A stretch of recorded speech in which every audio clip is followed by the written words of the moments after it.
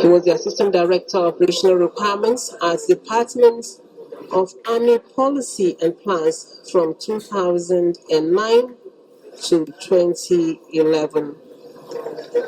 He held the position of the Commander 82 Division Task Force Brigade Operation Last Hold in Northeast in 2018, Commander Sector 3 Operation Lafia Adole in 2019, Commander Sector 3 Multinational Joint Task Force in the Lake Chad region in 2019, and Chief of General Duties Chadok from 2019 to 2020. He's a Senior Research Fellow at the Nigerian Army Research Center. The last appointment he held before being nominated as the Minister of Defense was the Chief of Defense Staff of the Armed Forces of the Federal Republic of Nigeria. He was appointed this week following the resignation of Muhammad Badr Abubakar.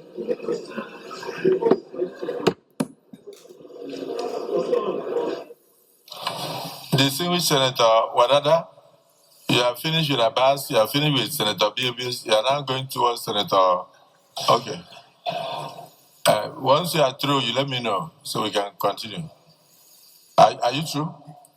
I know, but are you through? Okay.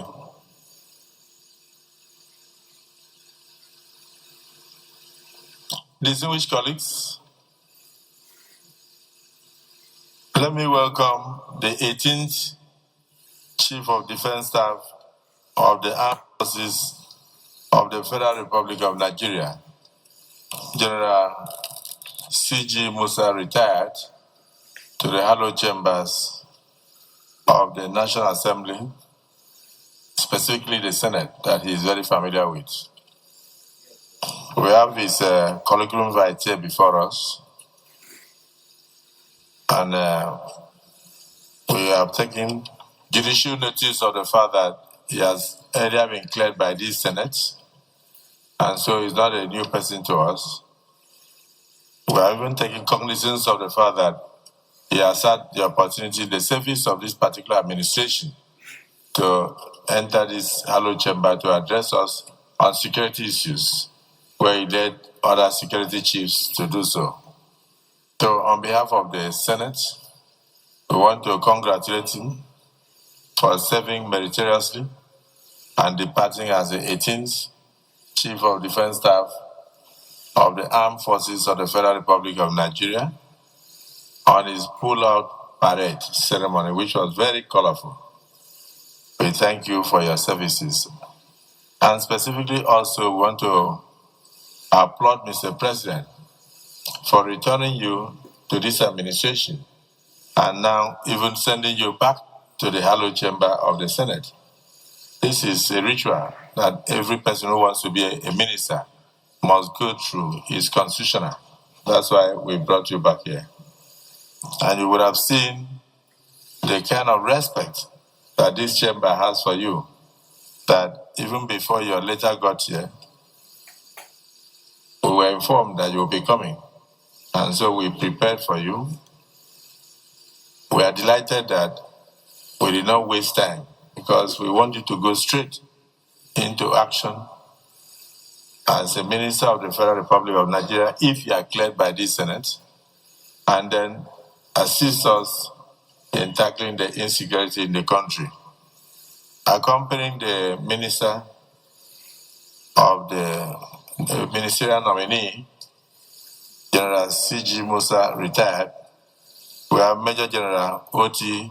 Akinjobi, retired. We have Major General B.N. Salawu.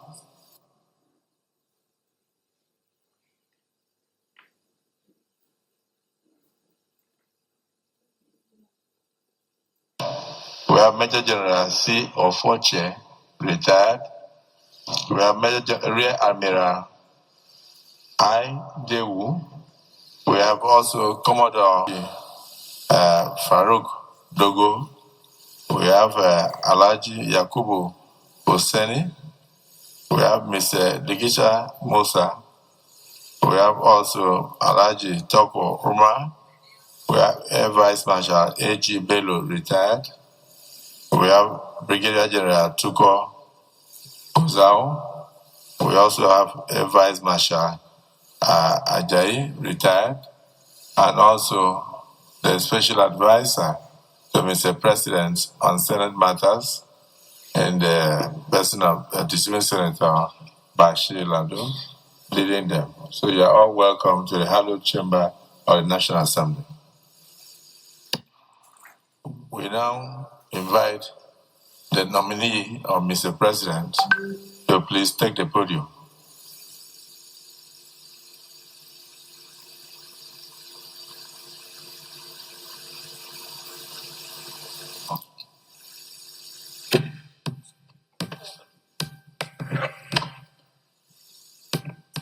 So you can use 2 minutes to just reassure Nigerians by reintroducing yourself to those who were not born when you were the Chief of Defense Staff of the Federal Republic of Nigeria, so that they will know you. Thank you very much, Your Excellency.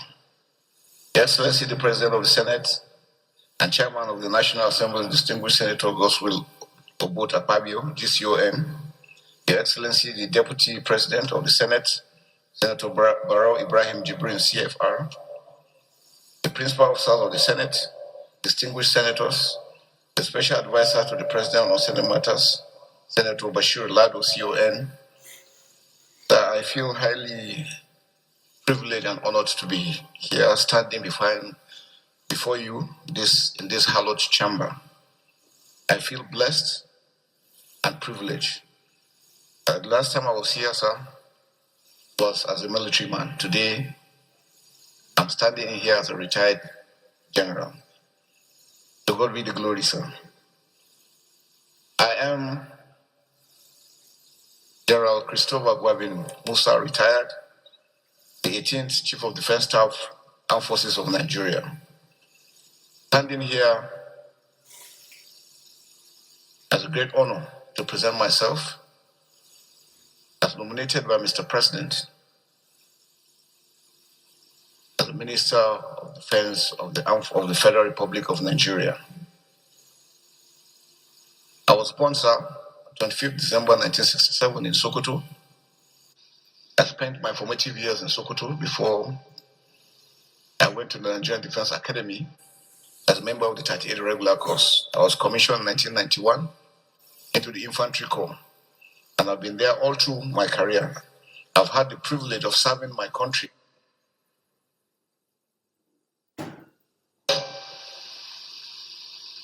When I got to the Chief of Defense Staff of the Armed Forces of Nigeria, for me, it's a defining moment because it gave me the privilege and understanding of the dynamics of the challenges confronting our great nation, Nigeria.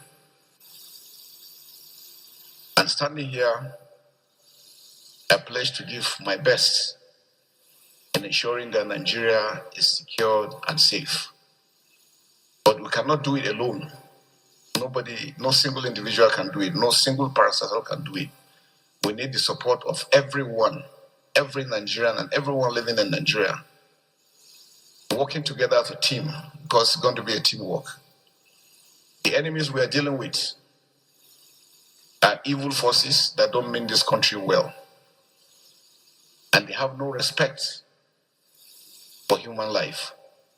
And that's why it's important for us to know that if we don't work together, we'll give them the opportunity to continue to perpetrate the evil acts they've been doing.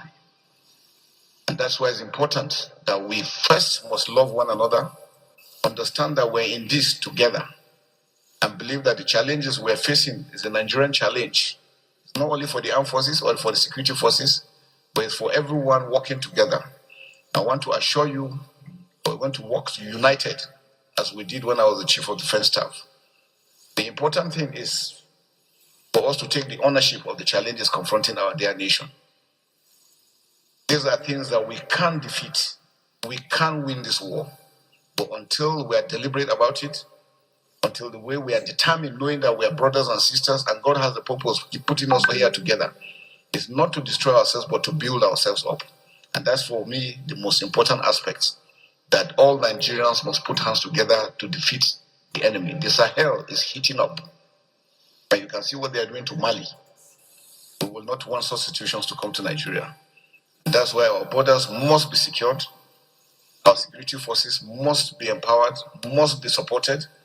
And I want to thank you most especially, Mr. President, sir, for all the support given to me when I was the Chief of Defense Staff. It made a great difference. The National Assembly stood by us all through. Despite the challenges, we were able to move forward. And I can assure you that together, as a servant of this nation, we will continue to work together in ensuring that we secure our dear country. Nigeria is great.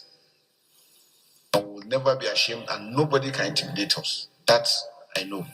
Because we are one people, God's people, and we'll continue to foster, no matter what other ones are saying. Everybody in the world knows Nigeria is great, and it will continue to go great. Thank you very much, sir.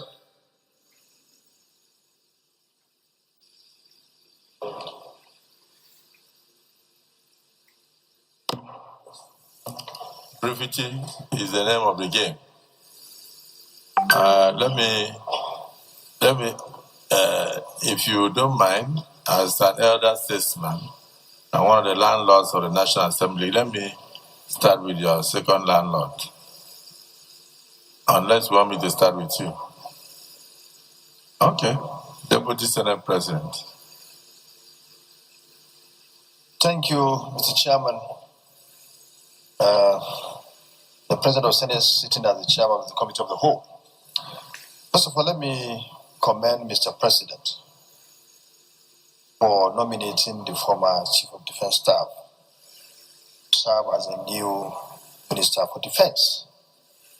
I say this because he did very well when he was Chief of Defense Staff. He acted very well, worked very well to secure our country. And his relationship with all our sundry was outstanding. You call him at any time of the day about any problem anywhere in Nigeria, he will listen to you. Very, very friendly Chief of Defense Staff who was working around the clock to secure our country. I was very glad when I heard about his appointment. And to say the fact, when he was around, the tempo of attacks were going down until the infamous statement by the President of the United States, which I think later propelled those who don't mean well for our country to begin to attack. I saw what happened in the southwestern part of this country when these issues of banditry and, not banditry, kidnappings and the rest, was trying to become the order of the day in Southwest. The leaders of Southwest, in conjunction with the military, and I think he was in charge then, were able to deal with that matter. And now the Southwest is the safest part of this country. Mr. Minister, Honorable Minister Designate, that was done under your watch. It was done under your watch.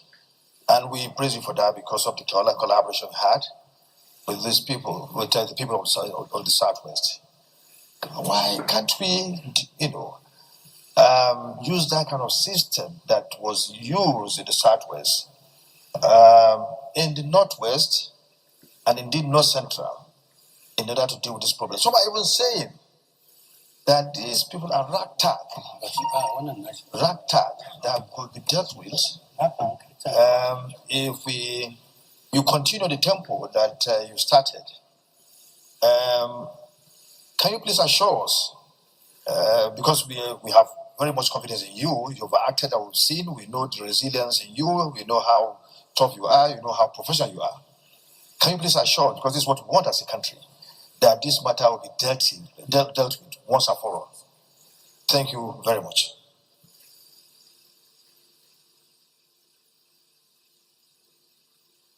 Well, whether comments or question, you just note it down. And please, let's take 1 minute, in some instances, 30 seconds. Because really, We know him, he knows us, and he's still part of the system, so we shouldn't belabor the issues. Senator Mangunu.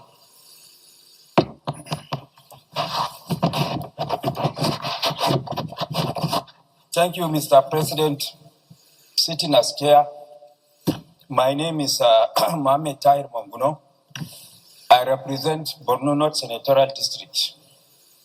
First and foremost, I want to most sincerely thank Mr. President for this nomination, because this nomination is a nomination that is a square peg in a square hole, having regard to the tremendous contributions that the nominee has made as an officer of the Armed Forces of the Federal Republic of Nigeria towards defending the territorial integrity of this country.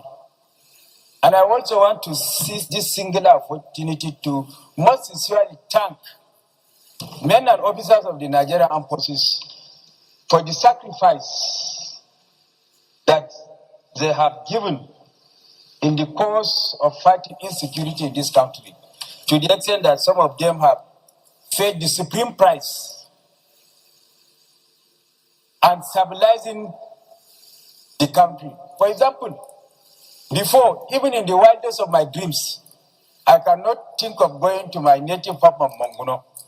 But because of the determination, zeal, and enthusiasm displayed by the Nigerian military in the fight against insecurity, today I can go to Manguno and sleep with my two eyes closed. I sincerely thank you for that. Now, Mr. Nominee, all along, you have been serving in the armed forces at the operational level. Now, by this nomination, you are going to metamorphose into the policy level. Now, what are you going to bring to bear based on your experience at the operational level to the policy level, escalated to the policy level with a view to bringing this fight against insecurity, the avalanche of insecurity across the nooks and crannies of the country, so that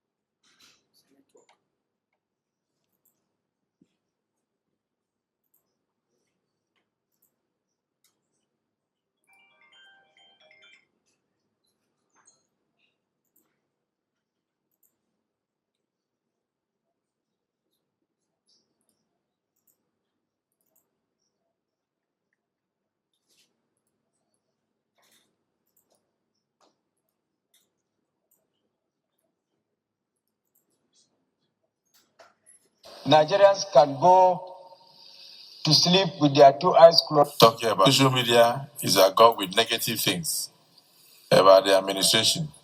But when you experience the administration yourself, like you have just testified, you know that it is not what they reflect in the social media.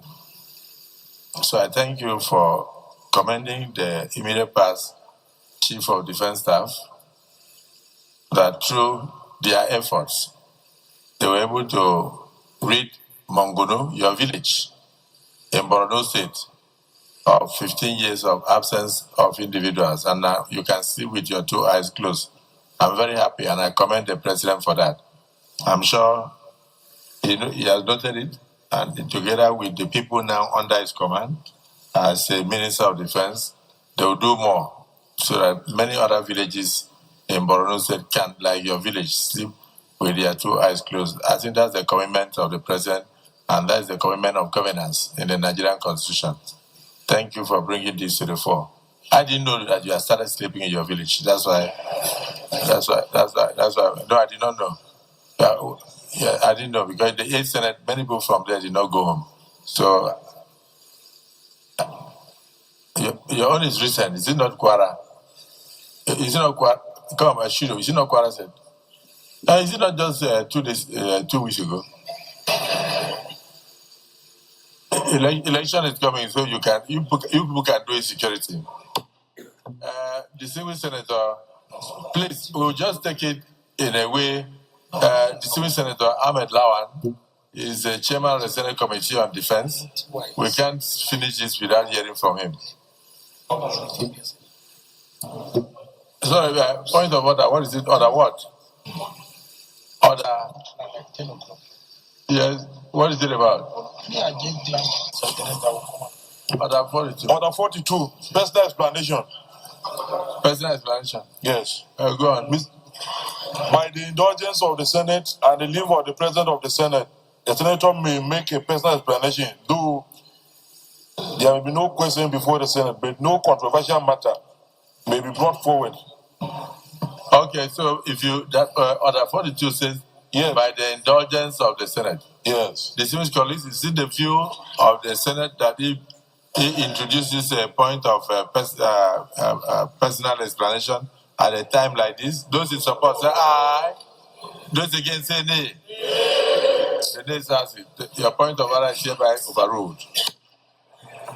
Yes. Even if it is one sentence. Thank you very much, Mr. President, sitting as chair. Very distinguished colleagues. I'm Ahmed Lawan. I represent Yobino Senatorial District. And by the grace of the leadership of this Senate and the Selection Committee, the Chairman Committee on Defense.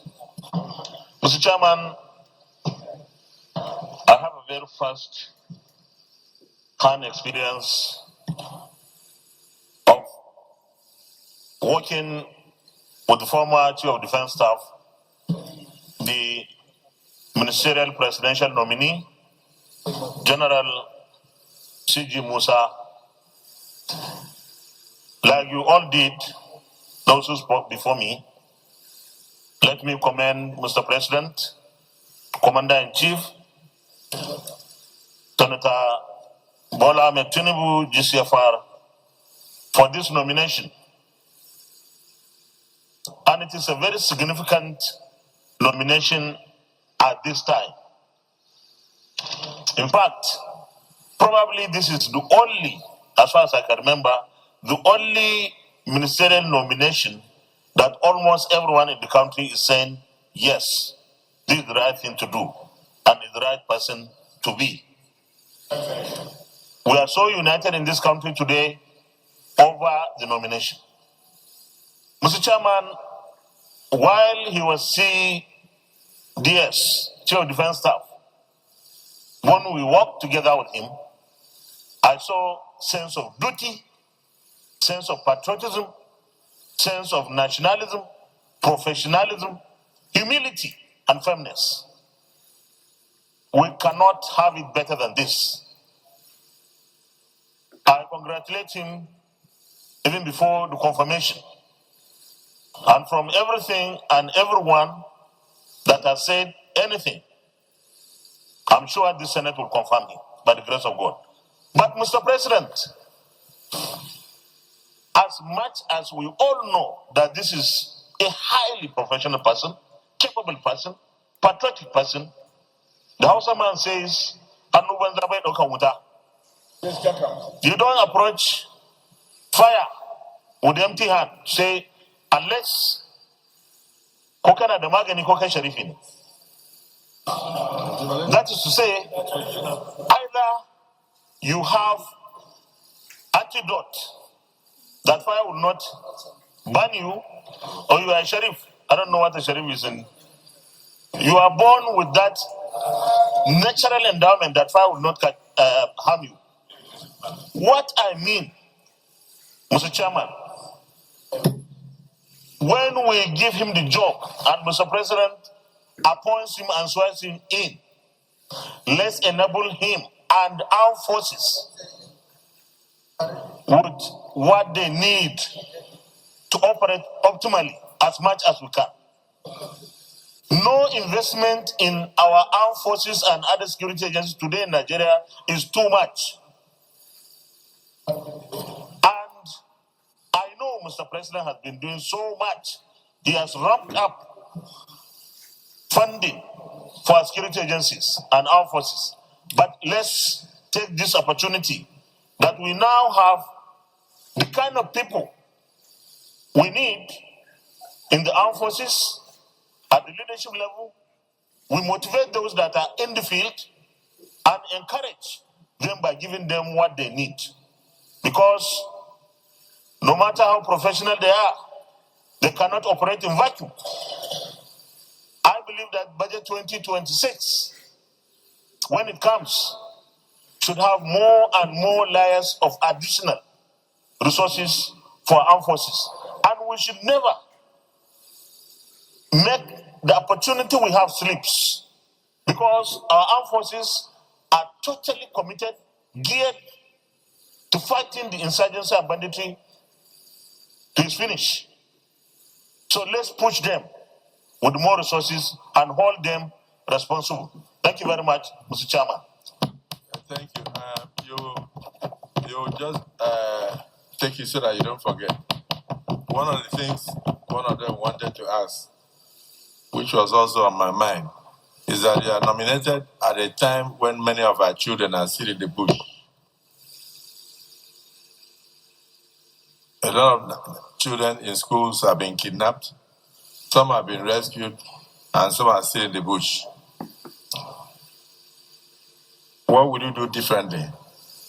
And how can you assure us that with this nominee or with this nomination, that we are sure that you'll be able to work with a team under you to ensure the release of those children and to give Nigeria a better image?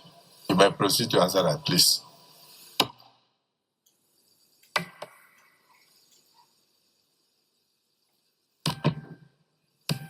Thank you, Mr. President, sir. Distinguished senators. Let me start from the last one, sir. The issue of kidnapping of students, very unfortunate. But I think since last year, the Safe School Initiative was carried out. I think we need to look at it critically and make sure that it is holistic in its approach. Now, we must build the resilience of our communities because crime is localized. We're able to build the capacity of the locals themselves to be the first responder, because when they come, since security agencies cannot be everywhere, it's good we build them. Our schools must be secured. You see, most of the schools that have been built, you go and visit them, no perimeter fence, they are left exposed. Information conveyance, again, has been an issue. Before these informations are relayed, the use of technology. So, sir, we're going to make sure that we do a whole of society approach into addressing this issue of kidnapping of school. With technology, working together with the armed forces, the police, and other security agencies, and the communities. I think that's where the gap has been. We will be able to address that properly. I'll be able to also secure these children and to stop issues of kidnapping all over the country. Distinguished Senator Ahmed Lawan, sir, thank you very much, sir. I think one basic area we're also going to look at is accountability of the armed forces. Whatever funds has been made, we want to make sure that the funds are properly utilized. And I think that is very critical so that we can make sure that whatever it is we're getting are things that will help us and assist us in the members of the armed forces in carrying out their action. Senator Mongonusa, on the issue of policy. Yes, sir, I've been operational all through my life. Now the issue of policy, and I think that's very important, sir. What we have observed over time is that with the MDAs, we have not really been able to get the full support of the MDAs. I think one mistake we make is we think the armed forces can solve all the problems. The armed forces solution is just 20-25%. Majority has to do with good governance, building capacity, working together with all the other MDAs. The police has a lot to contribute. Civil defense, all other agencies, including Foreign Service, Ministry of Foreign Affairs, Interior. So we need to harmonize all this diplomatically, again, our neighboring countries, Cameroon, Chad, Niger, Benin Republic. We need to also reach out to them, because if they're able to secure their own borders, it means our own borders will be secured. If theirs is porous, ours is going to be porous. And because we have more to lose. The terrorists that we're dealing with think Nigeria is so rich that when they come to Nigeria, they can make it. So anything they're doing anywhere, their target, end state, is to come into Nigeria. And that's why it's important that we must make sure that we secure our borders and deny them the entry. And then those ones that are within, we're able to take them out. There will be zero policy on anything banditry, terrorism. We're going to go out. I'll make sure that the armed forces will go fully all out, working together with the locals. Because like I said, sir, security is localized. We don't carry the communities along. We're going to continue to run in issues. So that's why it's important that we must bring them together, working with the state governments particularly. Why the Southwest seem to be doing very well, sir, is because all the governors agreed together. And that's why regionally, governors must come together because 2, 3 are better than 1. And that's why for us to them to understand that the bandits do not respect border. They do not at all. They are, in fact, where they get their strength is their ability to run when you attack them, especially around Sokoto area, they enter Niger. And once they get to Niger, you can't touch them until they come back in. And that's why I said it's important that for the multinational drone task force in Gemena, we need to also build up their capacity to hold up down towards the border with Mali and Burkina Faso, because we're beginning to have those, and that's why we're having those incursions into Kwara coming down southwest, and we must stop them not to get further than that. I think action has already been done and put in place. It is for us to harmonize all this, firstly to ensure that all the MDS know they have a role to play. And so one important aspect is our legal system that we need to look at. Most of our laws look obsolete, and because sometimes justice is delayed, then it becomes a problem. Because once punishment is meted immediately and action is done, it serves as deterrence to others. And that's why I think critical that we must be. And so I mentioned that all the MDS need to do the legal service, the correctional service, the civil defense, all mining activities have to be monitored properly because that's another source of funding. All areas that they are getting their funds from, we must look at those aspects and stop and prevent them. And like we said, sir, the ability to also monitor where the funds are going to. If we're able to do that holistically using technology, sir, we'll achieve so much. Thank you very much, sir. Just a minute.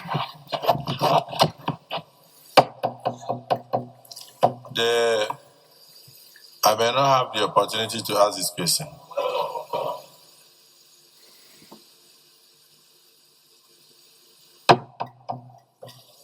Since I'm the one in charge.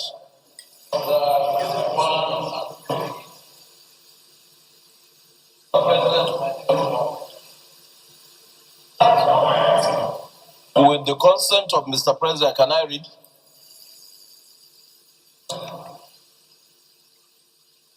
Notice shall not be dispensed with in this case of a motion or in respect of any other proceeding for which notice is required except with the consent of the President of the Senate and the general assent of the senators present. Then when you go to closure of debates, section 58, after a question has been proposed, which I want to propose, a senator rising in his place may claim to move that the question be now put. Sir, can I stop here just to expatiate? This is a chief of defense staff that had been in the system.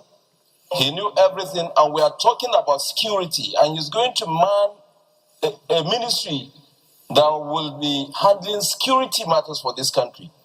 I'm very sensitive. So I believe that we have had close sessions with him severally, and some of the questions that will be asked here and the responses may not be well dispensed at this moment. So I feel we should just allow this gentleman to take a bow and go. Not carry. There's not. This is it. There is nothing no here. There is nothing no here. We have asked him all these questions before at closed session. Do you want to ask here? Mr. President is to rule.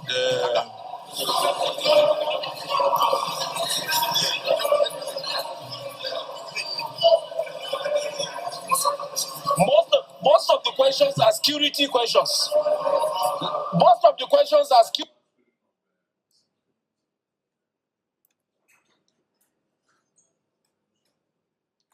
Security questions.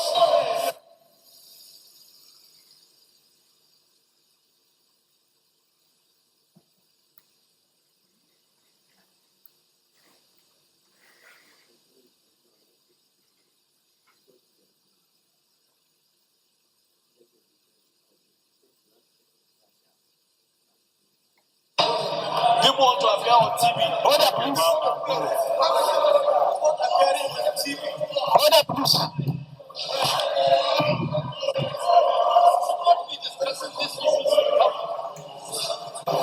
Order, please.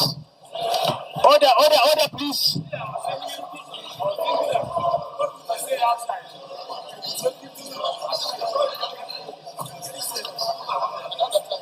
Order, please.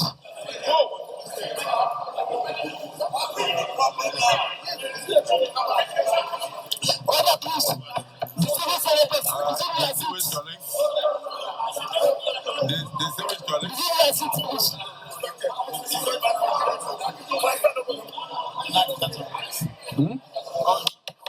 Distinguished senators, resume your seats, please. Resume your seats, please.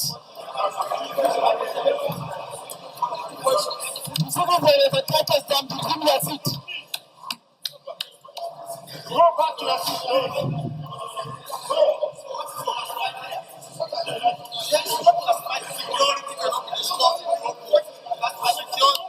Senator Maitatu, resume your seat.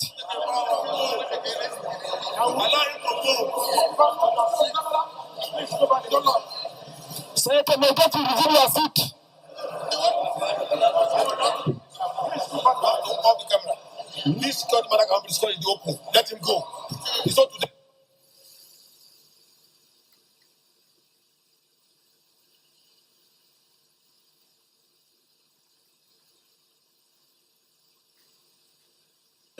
Resume your seat, please.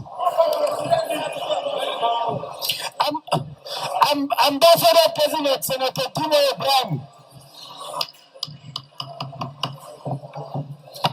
Section 62.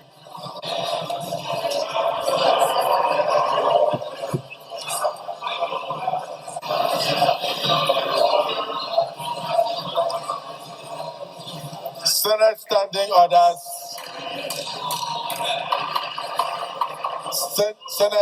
Senate standing orders 2023 as amended. Section 62.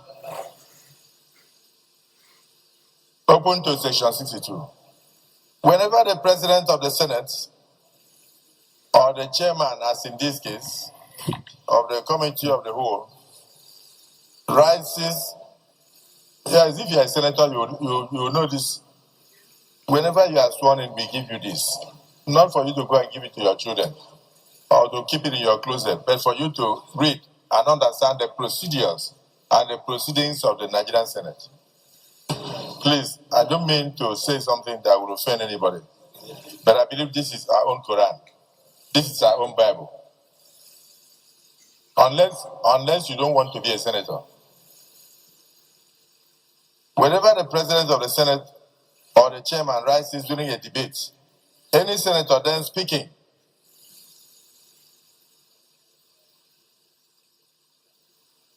clerk of the Senate, have you noticed that at that entrance there's a lot of noise? No, but there are people there. Sergeant at arms, look at the people there now. Get their names down and we make sure that they are changed. Because they engage in too much discussion with senators and disturb us here. They are supposed to keep quiet and do their work while they allow the Senate to have decorum. Whenever the president of the Senate or the chairman rises during a debate, any senator then speaking or offering to speak shall sit down, and the Senate or the committee shall be silent so that the president of the Senate or the chairman of the committee of the whole may be heard without any interruption. I tactically stood up so that those who are old senators will understand why I'm on my feet. Those who are young in the Senate will not understand. So I'm on my feet.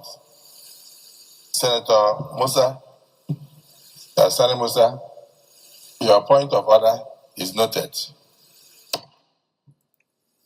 I did not say rejected, but noted. The reason I say so is that the man standing in front of us could be regarded as a solution to the current insecurity in the country.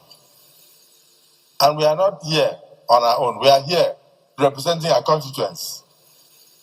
And our constituents would like to hear from him whether his appointment will enable them to sleep well, whether their children will be safe in schools.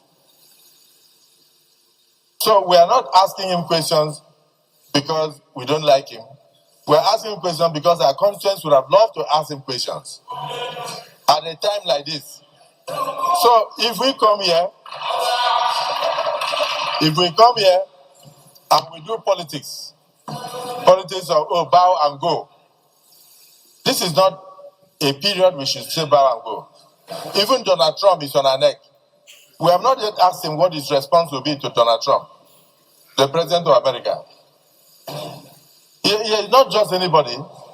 Chief of Defense Staff, a nominee for a Minister of Defense of a country, and you stand up and say you should take a bow and go, with so many questions on the mouth of Nigerians, with over 200 Nigerian children in the bush, kidnapped and being tortured.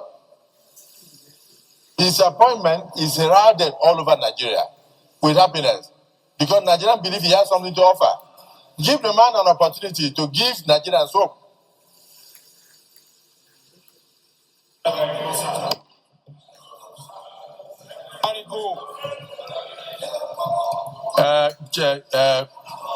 Mr. Nominee, you answer questions, but you will not give any strategic information on the strategy that you use.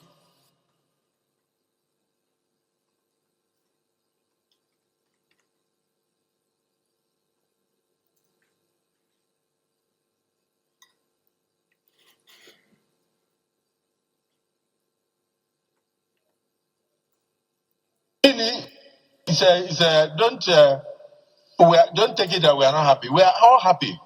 We applaud Mr. President for your nomination. We have a lot of hope in you based on your track record. But a few questions are begging for answers.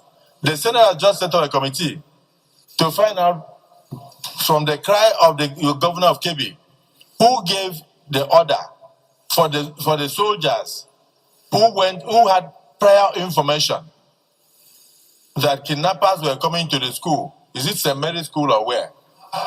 Maga.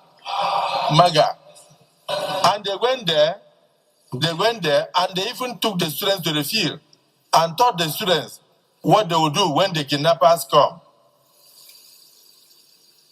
But 30 minutes before the kidnappers arrived, somebody gave order for the soldiers to withdraw from the school.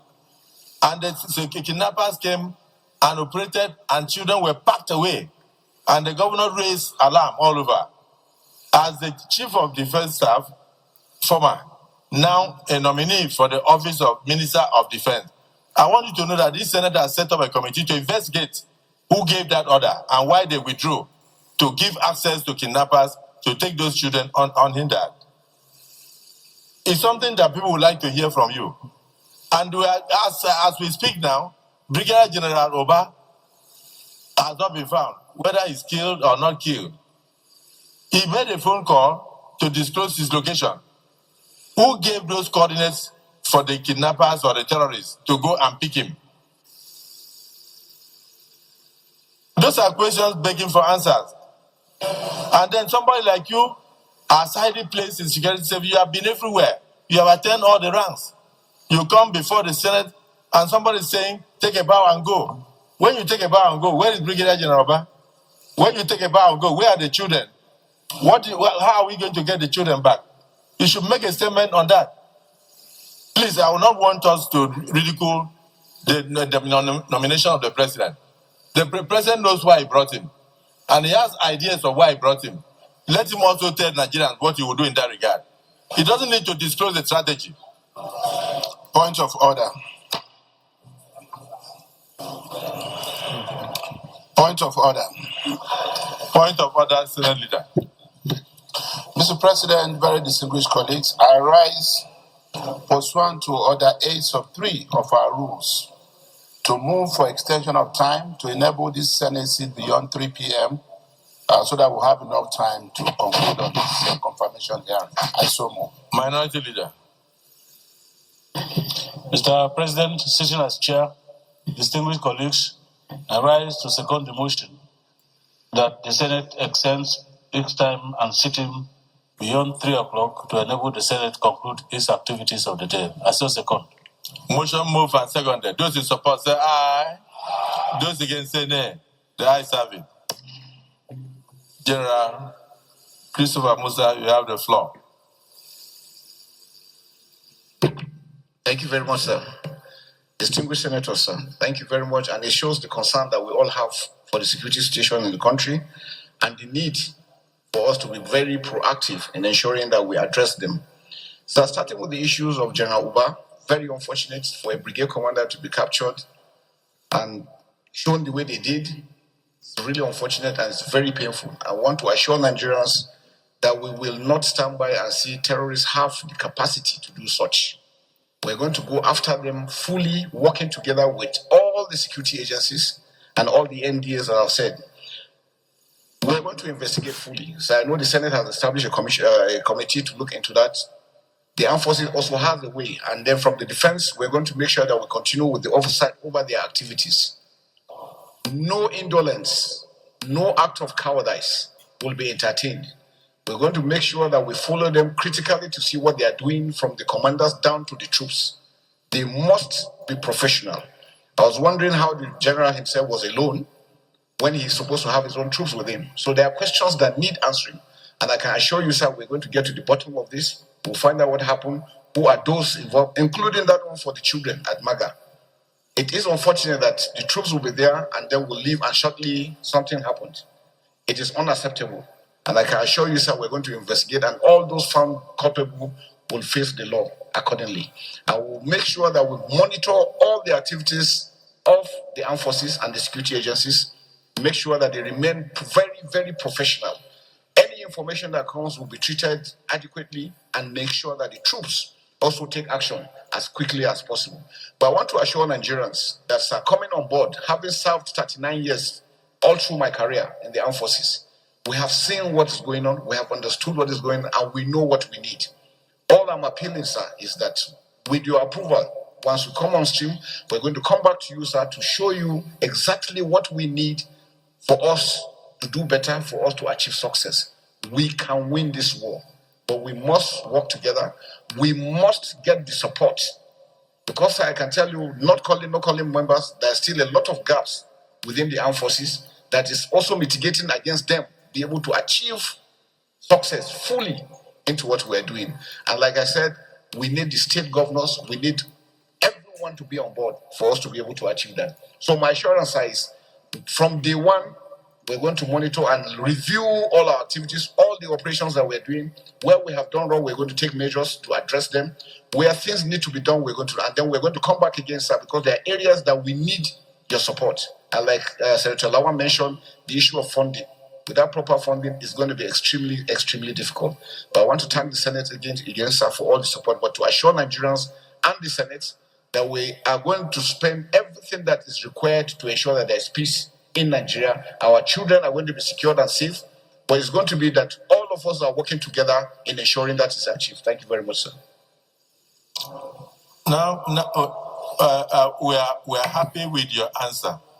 And just for your information, the Senate has already commenced a process. Just even this morning, we are designating kidnapping as a terrorist action. And then we have also prescribed death sentence without any option of fine.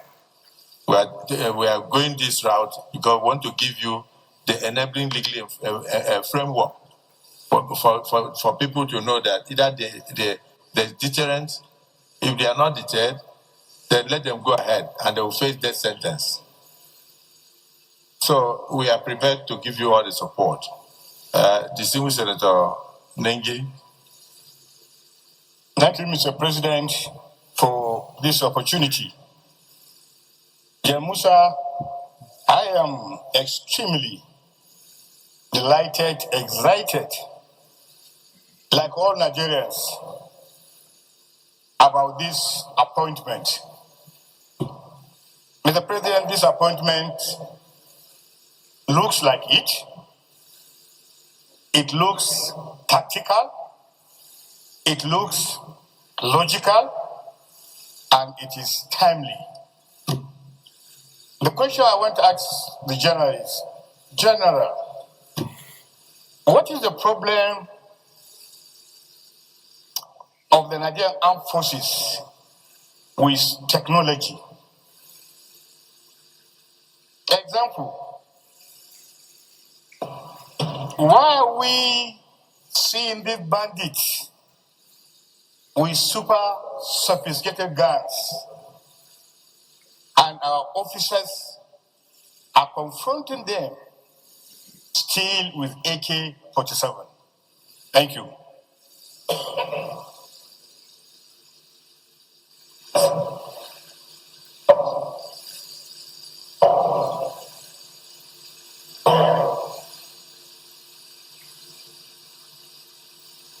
Thank you very much, Mr. President, sitting as chair. My name is Senator Mohammed Ogushi Onao.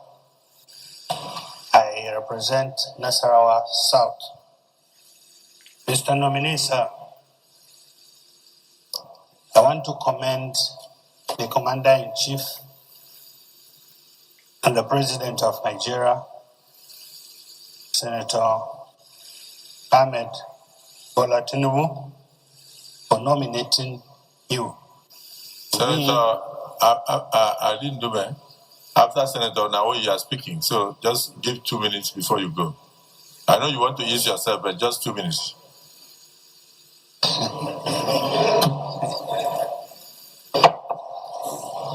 Sir, like the Senate President sitting as chair has said, and my other colleagues, to me, your nomination is based on popular demand. And I want to congratulate you for that. You have achieved a lot in your military career, and this is another chance for you to prove yourself. As such, you cannot afford to fail. To ask you what you are going to do to achieve this feat put before you, if confirmed, is like asking somebody eating food to drink water. As such, I know this Senate knows what you need to do. You know what to do. My only concern is that what the Senate President has said, there have been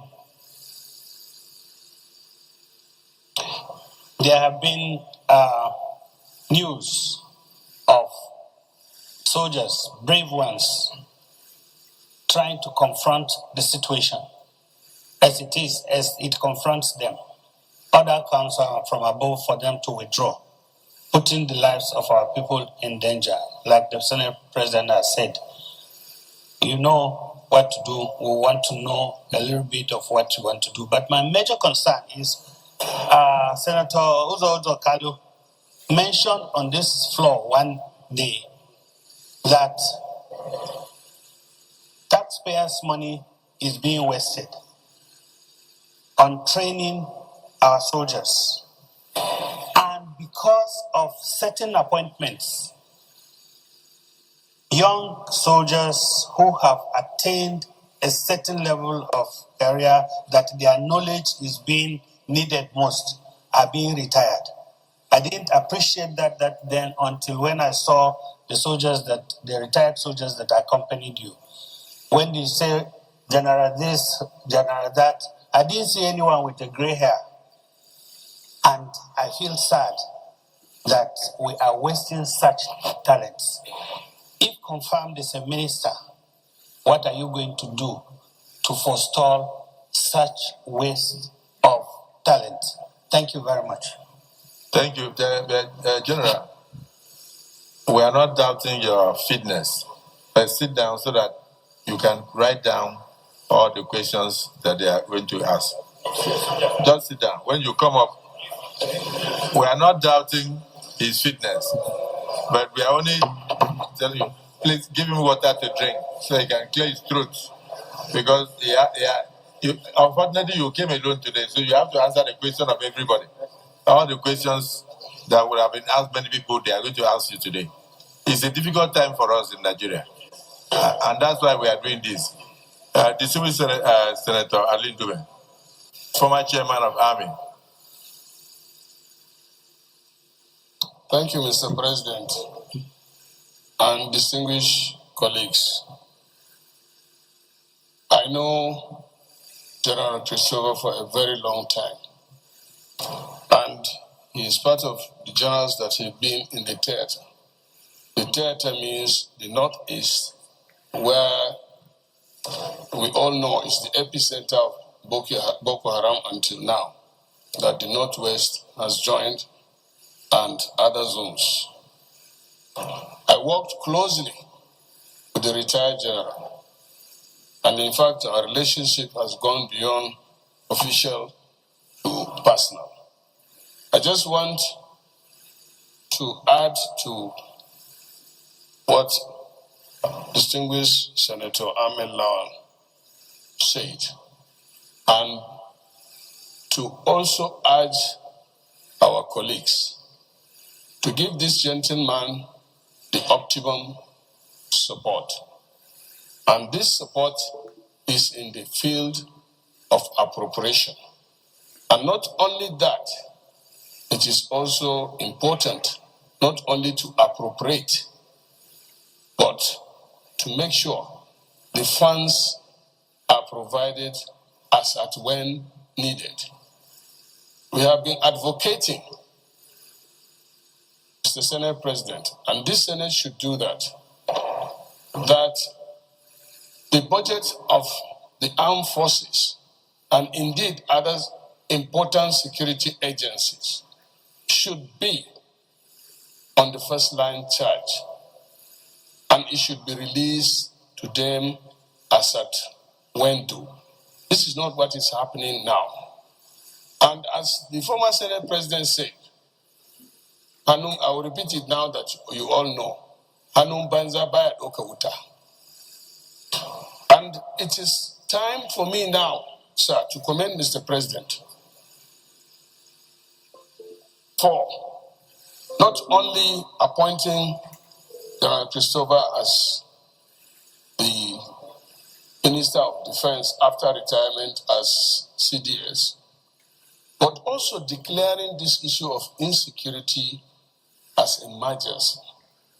And also just day before yesterday or so, the Senate passed a resolution advising Mr. President to rejig the security architecture. That is being done. Now what is remaining is to give the military and other security agencies what they need to walk the talk.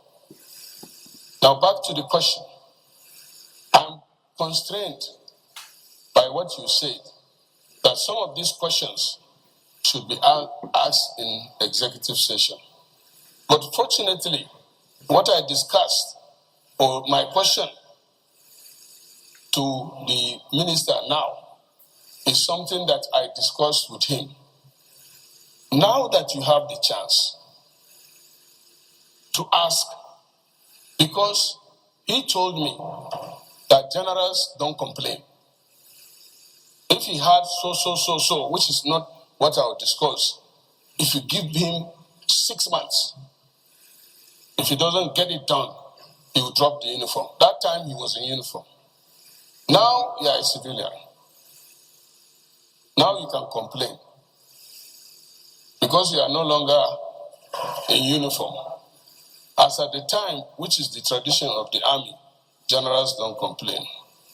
So my question to you, my big friend, is will you ask for those things from your appointee, that is the CNC, and here you are before the Senate that promised to give you that support. So if you ask that question or you demand for that thing, I want to believe that the Senate will support you to get it. And that will mean that this issue of insecurity will be something that will be a history when we are still senators. Thank you. Thank you. General, no, you don't need to answer. I hope you are writing it down. Let me invite Senator Wadada to also ask questions. Please just restrict yourself to 1 minute. But in the meantime, Senator Wadada, accompanying the Chief of Defense Staff Emeritus and Minister of Defense nominee is Honorable Ajaraton Kulobali, Second Deputy Speaker of ECOWAS, and Honorable Bile Tunkara, the Fourth Deputy Speaker of ECOWAS. They are in the Parliament to observe the screening.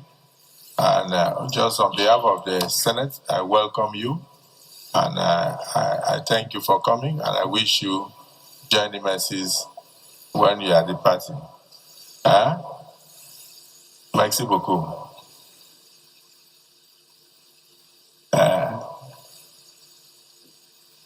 Thank you very much.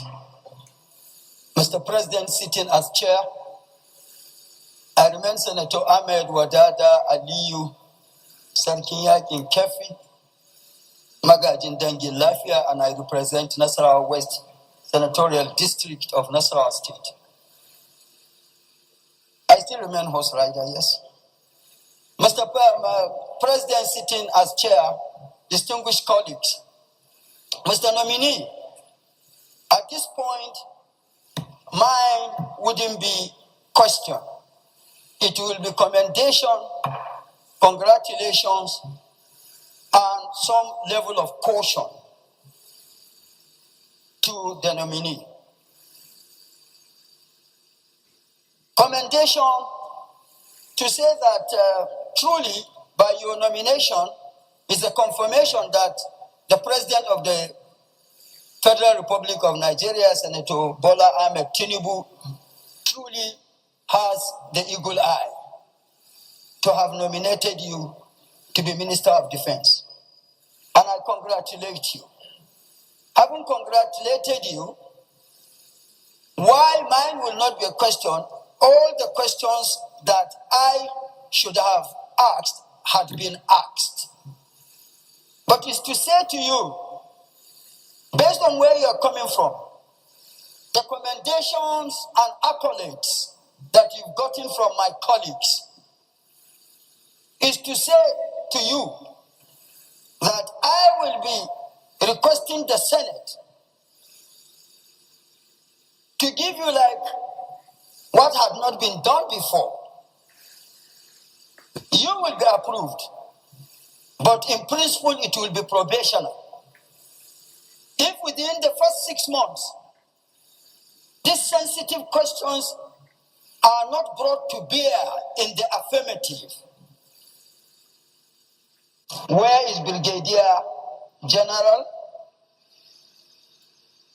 who authorized the withdrawal of soldiers 30 minutes before the operation that saw to the kidnapping of the MAGA, 25 children in MAGA, and etc., are not answered, or no progress is seen by the Senate, by extension the country, because the Senate is the country. We represent Nigerians here. If those are not taken care of within the first 6 months, this same Senate that members have applauded you, commended you, and will approve you, the same Senate will call on the President to send you packing.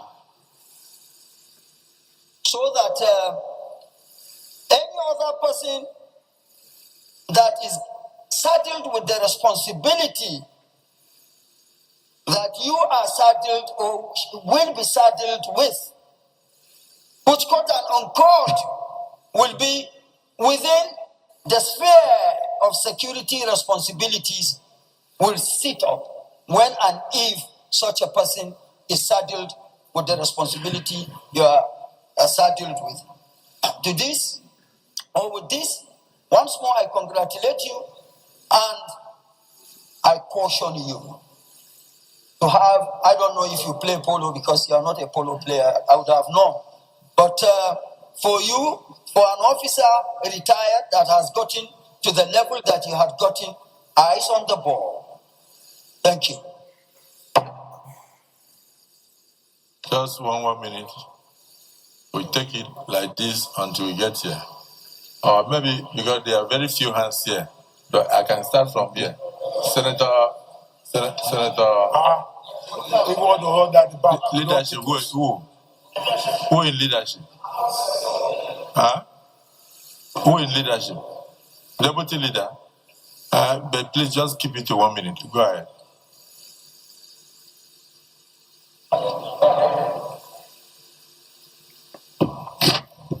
Your Excellency, the Senate President, Senator Ashiru,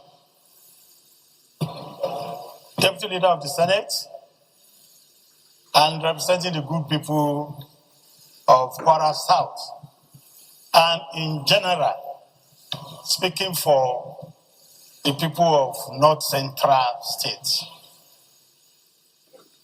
First and foremost, His Excellency, the President of Nigeria, has done perfectly well by this choice, the choice of former 18 CDS as a new Minister of Defense. Your Excellency, I'm worried for so many reasons. In my state, Kwara South, in particular, we have never had crisis of insecurity before. We don't know how it looks, but now I'm worried because infringement on our security is an everyday affair,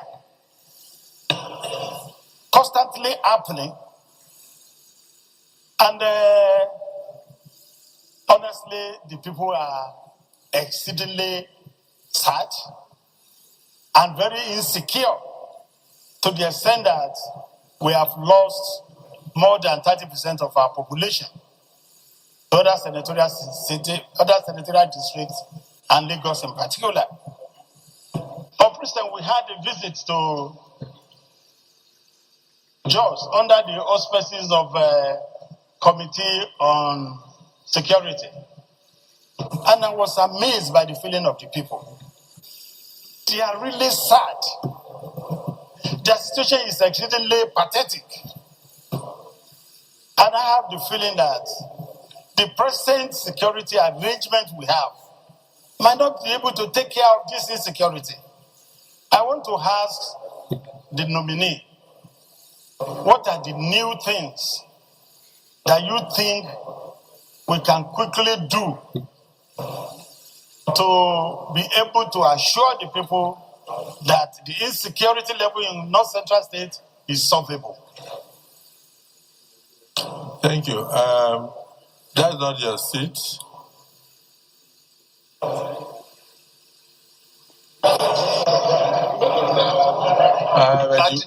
You will only ask questions on the seat.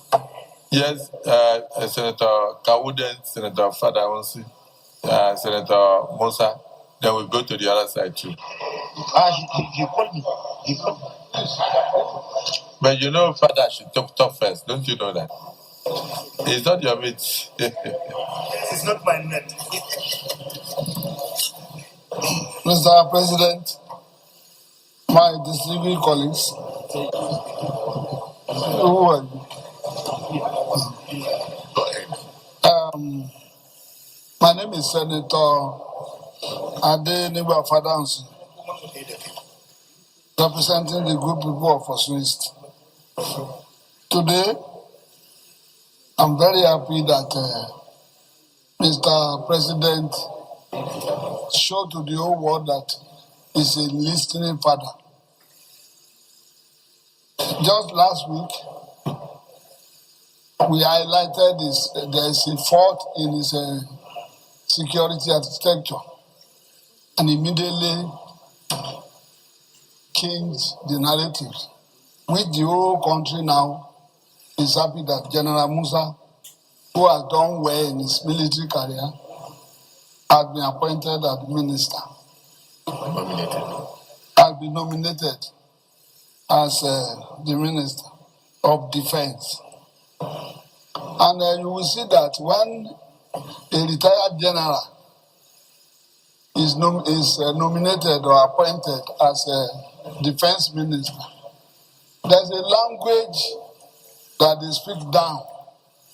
And the whole country now we have the hope that things will turn around by his involvement. He has gone around all the war theaters and he has done well. But my question now, which he has partially answered, I've been asking them, can we really win this war? He said it's winnable, that by the grace of God, we will win.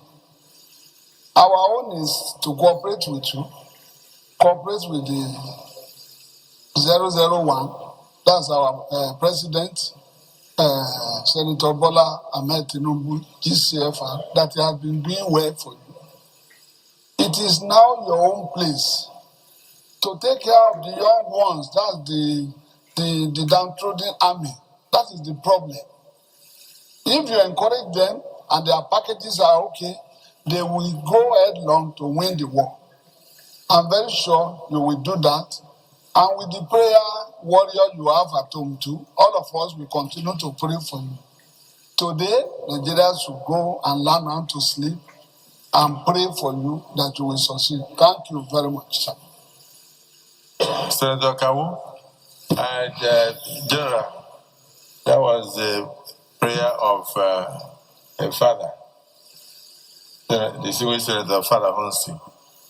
When you said that the war is winnable, we believe that if God can assist the war to win the war against COVID, that we can win the war against insecurity, and we shall win the war against insecurity. So we don't want to talk about the collaborators. We don't want to talk about the conspiracies. We don't want to talk about the enemies of Nigeria and the enemies of government. We don't want to look at them. We just want to look at winning the war. We must win this war for us to bequeath a better country to future generations. Senator Kawu. Thank you, Mr. President. My dear distinguished and honorable colleagues, I am Suleiman Abrahaman Kawu Smaila, representing Kano South Senatorial District. Mr. President, my dear distinguished colleagues, Mr. Nominee, I don't want to repeat myself in commending Mr. President of appointing a competent hand to manage this very important ministry in this current situation, and his capacity to handle the situation, because he demonstrated it, and we can testify when he was in the office. We are in constant touch with him when we start experiencing this kind of challenges in part of Kano State in my senatorial district. We are always liaising with him, and he do his own best to make sure that we contain the challenges. And by the grace of God now, I can say Kano South Senatorial District little bit is set, inshallah. Mr. President, I want Nominee to give a highlight, because he just left office as a Chief of Defense Staff when U.S. Congress And of course, the President of the United States of America, President Trump, perceiving or accusing Nigeria that there is a genocide or religious intolerance, or they perceive that the government or the security agencies are doing or are protecting some people against some sect in this country. Of course, even today, they are holding a roundtable discussion on the Nigerian situation of genocide or religious intolerance. And we are very lucky when he was a chief of defense staff. He is a Christian, very good friend to us, very open, sincere, and transparent personality. His remark today in the parliament can justify or can tell the world and can revive the image of Nigeria, what Nigeria are doing, what our security agencies are doing, what Mr. President is doing, and his own team, and of course our parliament are doing to keep or to make Nigeria one, irrespective of our diversity. His remark means a lot in this very critical situation, Mr. President. I so. Thank you. Senator Abdullahi Yahya. Distinguished Senator Ojus Okalo. Thank you, Mr. President. My name is Oji Ozokalo. I represent Abia North of Abia Senatorial District. Mr. President and my colleagues, I think first I want to thank President Ahmed Bola Tinubu for appointing somebody I would consider, in my opinion, personal opinion, as a very competent man. Myself and Chairman Ahmed Lawal, Committee on Defense, we work with him. We have been working with him since the 10th Senate as CDS. And there is nothing good like if we are appointing people, we appoint competent people. I don't even know questions senators are asking him because this man is competent. He was our CTS. He's a very competent general. He's a full 4-star general. So if there's anything you give in Nigerian army, he has it. But my advice, I don't want to ask him a question. My own is advice. Don't believe on only gun. You must go back to intelligence gathering. Intelligence gathering is the key to whatever you are going to do. Because we have no intelligence. When people do not have intelligence gathering, they carry weapon and go, the enemy is in front. There's no Reiki. I don't see soldiers and Navy, Air Force going for Reiki. Both air Reiki or ground Reiki. They don't do that. And when you go there, they have laid ambush. We will lose our soldiers. As a Minister of Defense, how will you address the issue? I want you, the issue of wiping out courses. I want you to advise Mr. President. You wipe out a course totally. Like if you were constating it, if you appointed CDS, every other person constating it will retire. We have used money to train you people. And it's Nigerian people's money. So how you are going to address this issue as a defense minister? In terms of security, how are you going to control the service chiefs to be one? There's no love among the service chiefs. How are you going to coordinate them to make sure, because the essence of a defense minister is to coordinate all the service chiefs and all the agencies related to it. We have almost 42 security-related agencies in Nigeria. How are you going to come out as Minister of Defense to make sure that every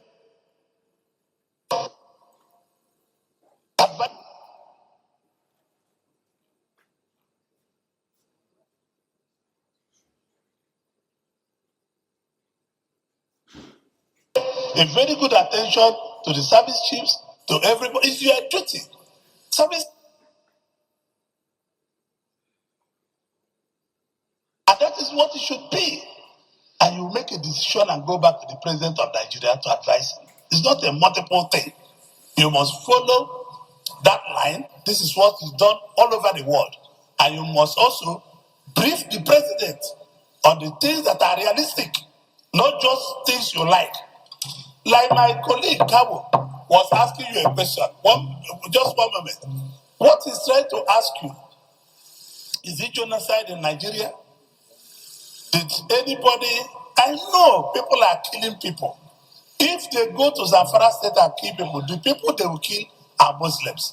If they come to Abia State and kill people, the people they will kill are Christians. They go to Plateau, Benue and kill people. They go to Meduguri and kill people. They will kill Muslims. So the question is, do you subscribe that Nigeria, we must work as one? Do you believe that people are being killed, not based on their religion, but they are based on terrorists killing people? Thank you, Mr. President. Let me stop so far. Thank you very much. Even if you want to continue, you can come to your house. Senator Joe Ibrahim. Thank you very much, Mr. Senate President, and my very distinguished colleagues at the 10th Senate. My name is Jimo Folorunso Ibrahim, representing the good people of Ondo South from Ondo State. Let me say this one very clearly. I most sincerely join my colleagues to commend President Bola Ahmed Tinubu for nominating you as the Defense Minister. But let me say clearly, Mr. Senate President, all over the world, military only account for 20% of counterterrorism. There is nothing you can do that you can score more than 20% of counterterrorism insurgency. Therefore, yes, we need the budget, but Mr. President will not give you the entire budget because 80% of success factor, Mr. Senate President, is still hanging somewhere beyond the military. At the Senate here, under the Senator Okoyemi Bamidele, as the Senate President generously approved, continued discussion of the security summits in the six geographical zone in Nigeria is still ongoing. That action alone accounts for 10% success of counterterrorism in Nigeria. People are involved, legitimacy of the people are involved. General Musa, you know, with due respect to you, aggression will not solve the problem. There are many other issues. Relationship, interpersonal relationship. The Senate President and the President of Nigeria are liberalists. They believe in cooperation and collaboration to distill an order to create peace in the firmament of the Federal Republic of Nigeria. The army cannot be an exclusion of cooperation and collaboration in solving insurgency and security. Regrettably, I won't be able to take much of the generosity of the honor given to me by the President of time. I will write a personal memo to you on how to go about the 80% other factor, which the President must be aware of. That the President has been generous with the army and the military. He wants a greater efficiency. He has been calling for meetings virtually every other day.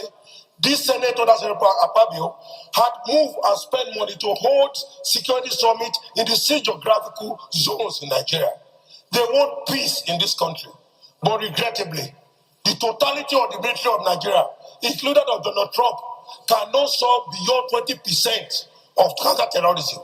You know this is a practice in war fronts.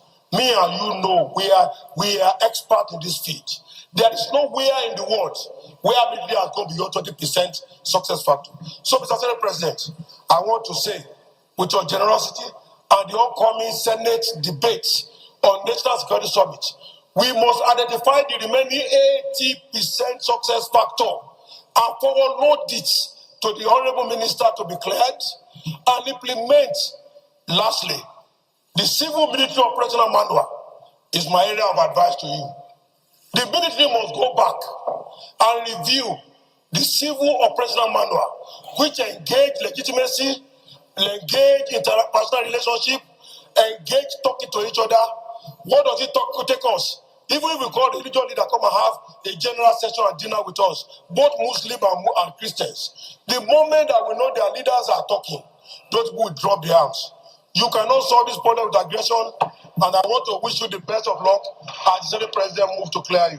Thank you, sir. Thank you. And the Chairman of Finance, a lot of things are said here that you can't achieve much except the appropriation does the right. So you say something and then the appropriation chairman will say what? Chairman of Finance, distinguished Senator, ranking Senator Sani Musa.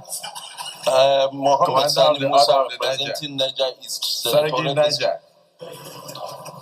I am representing a senatorial district that have been so inflicted with this issue of insecurity.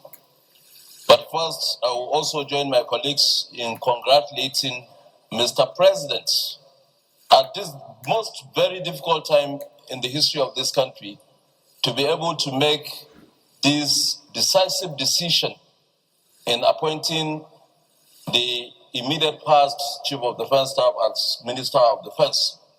More has to be done in that cycle. And I believe that with the coming of Jerry Christopher Musa, there will be a lot of changes.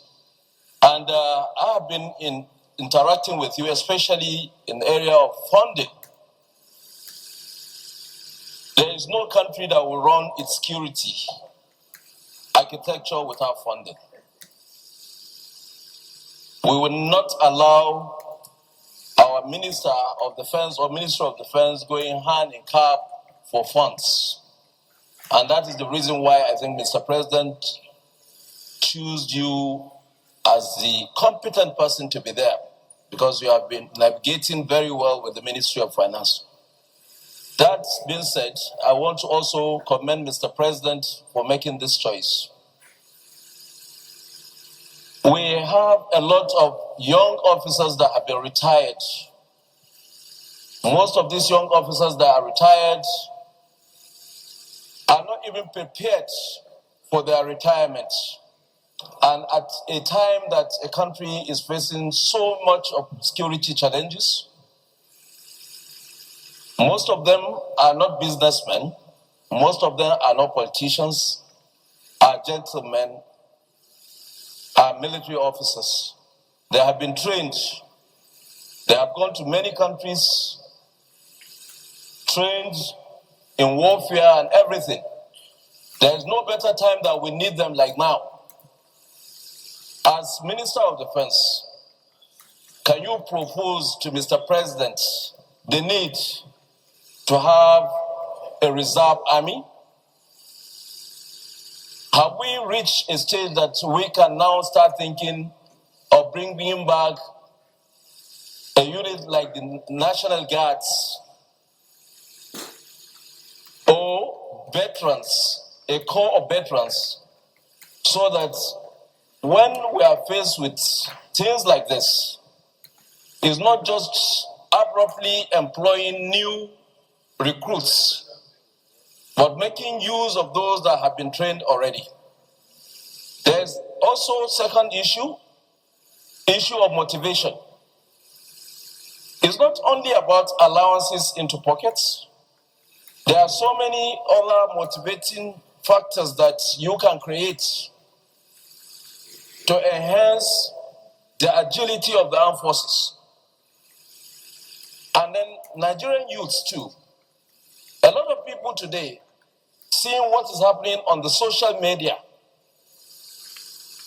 especially when you see a soldier going on social media,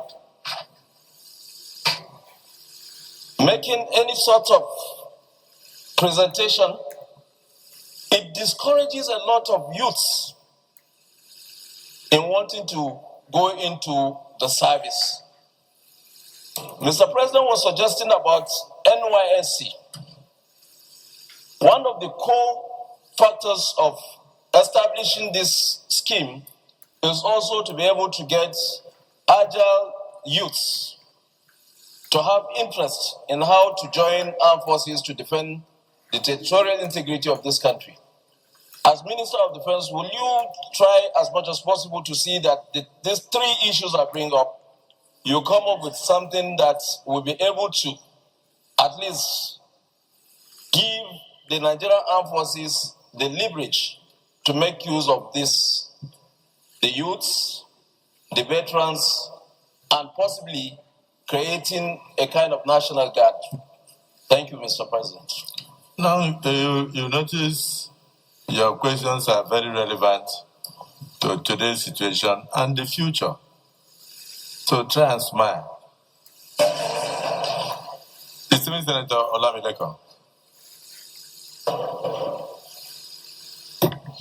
Thank you very much, Mr. President. Very distinguished colleague. Mr. President, sitting as chair, let me join my colleague and the entire Nigerians in thanking Mr. President for bringing back General Musa Christopher. Mr. President, I'm one of the very few Nigerians that was disturbed when I learned that General Musa Christopher was retiring. But in a way, because of his good deed while he was in office, I know that definitely along the line, the president will give him another assignment. I never believed or thought he would be nominated as the minister. But immediately, his name was announced as the new Minister of Defense designate. It comes with a lot of applause and good commendation from Nigerians for one singular reason, because Nigeria feels it's a round peg in a round hole. And as such, a welcome development. Sir, I want to say this. When you came on board in 2023, May 2029, when the president assumed office, and you swing into action, there is a lot of reduction in all these incidents that we have, kidnapping, banditry, and everything.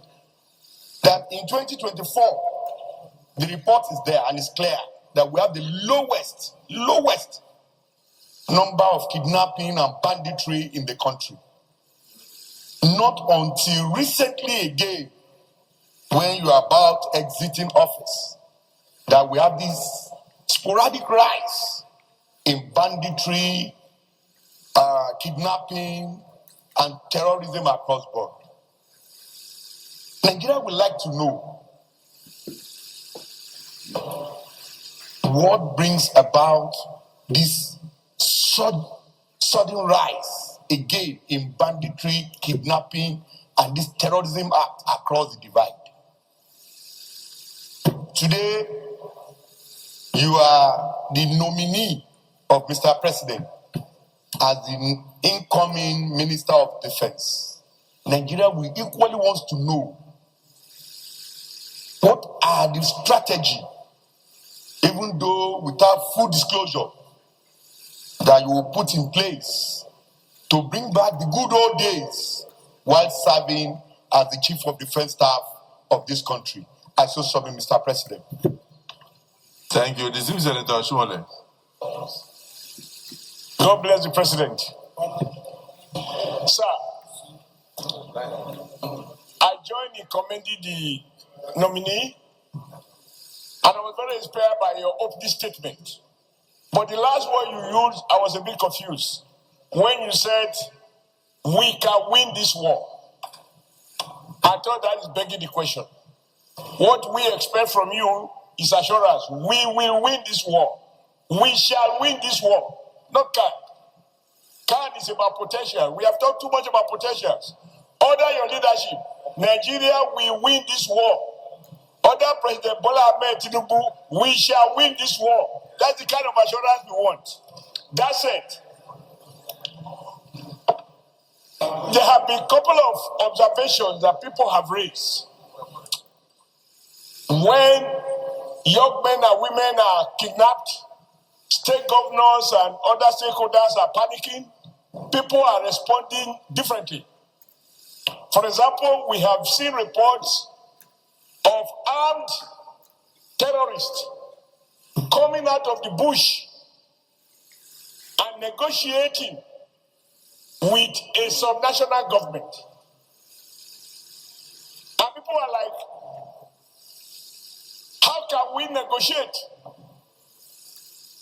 And on the floor of this Senate, many distinguished senators remind us that people know where these terrorists are. They know their roots. And in any case, if they didn't know them, how do they negotiate with them? Because once the armed forces is demystified, there is no state. It is the power of the state. It possesses the monopoly to use instruments of violence to liquidate anyone who threatens the existence of the state. So for many people, they can't understand why the state or anybody purporting to represent the state will negotiate with bandits. They come to the city, and then after negotiations, they go back. There are other stories that one cannot verify about people wearing uniforms or people they have killed and so on and so forth.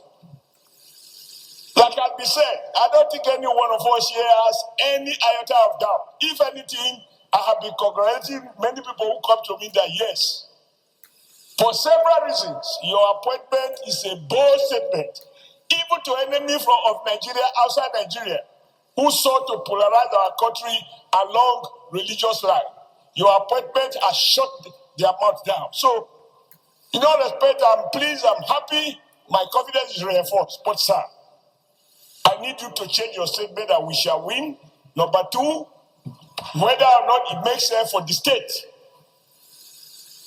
or sub-nationals to negotiate with terrorists, carrying weapons into the city, and then going back, as we see, these are reported from time to time, and we have seen governors saying, after successful negotiations, they have achieved something. We just need some assurance from you. I think that is all. Your competence is not in doubt. The president's capacity to identify competent hands has never been in doubt. I ask somebody here, have we ever condemned any? I think you are yet another addition to President Bola Ahmed Tinubu's determination to put not round peg, square peg in a square hole. That is what we represent. But I don't need some assurance to tell my children they don't have to worry. We have a new sheriff in town. Thank you very much, sir. I think you spoke the minds of all those whose hands are up. Because, which side? Okay, say something. No. Thank you, Mr. President. You know, there is another screening of some ambassadors going on. That's why a lot of senators are moving there to go and contribute. So, thank you. If everybody here is just to ask questions, little time. Can you write down the questions you cannot ask? Can you write? No, you have asked me to speak. Thank you, Mr. President. My name is Senator Victor Ume, OFR. I represent if you cannot Anambra ask questions, can you write it down? I represent Anambra Central Senatorial District. Mr. President, because a lot of time has been taken in putting questions, I just want to, not to be repetitive with what others have said. When General Musa was withdrawn as Chief of Defense Staff, I was very apprehensive. I was very sad. But I didn't know that the Mr. President was reserving you for this great role, to be Minister for Defense. So now that you have come back, my hope is renewed that somebody who will do the work with experience has come back. You were general in the army. You are still a general. A general doesn't retire. Once you come out, you are still a general. With this litany of generals you have come here with, all of them have rich experiences. I just want to tell you that we expect so much from you.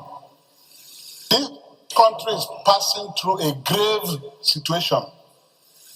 You will notice that my brother, Senator Sani Musa, touched on the declining enrollment in the armed forces.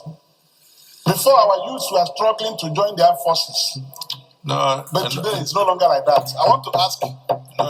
Yeah, up till now, sometimes over 10,000 will apply, and they only have 300 chances. Yes. So what I'm saying is that the number is still up. The quotas are not taken across the country as allocated. I'm telling you. I'm just telling you that we still have. Let's ask Mr. President. Mr. President. If this is that means we have exhausted ourselves. No, I'm coming. I flew to Enugu with an officer who went to work on recruitment. And I was told that people from that region are not, I'm sure it's the fact that you know, they are not joining. Because they said that when they join, they are sent to the northeast, where they die. Senator, restrict yourself to the issues, to the subject matter. Screening of the nominee, not your discussion with another. So I'm telling you right now that even today, even if it's immigration, they oversubscribe. If the army oversubscribe, how can we be talking like this?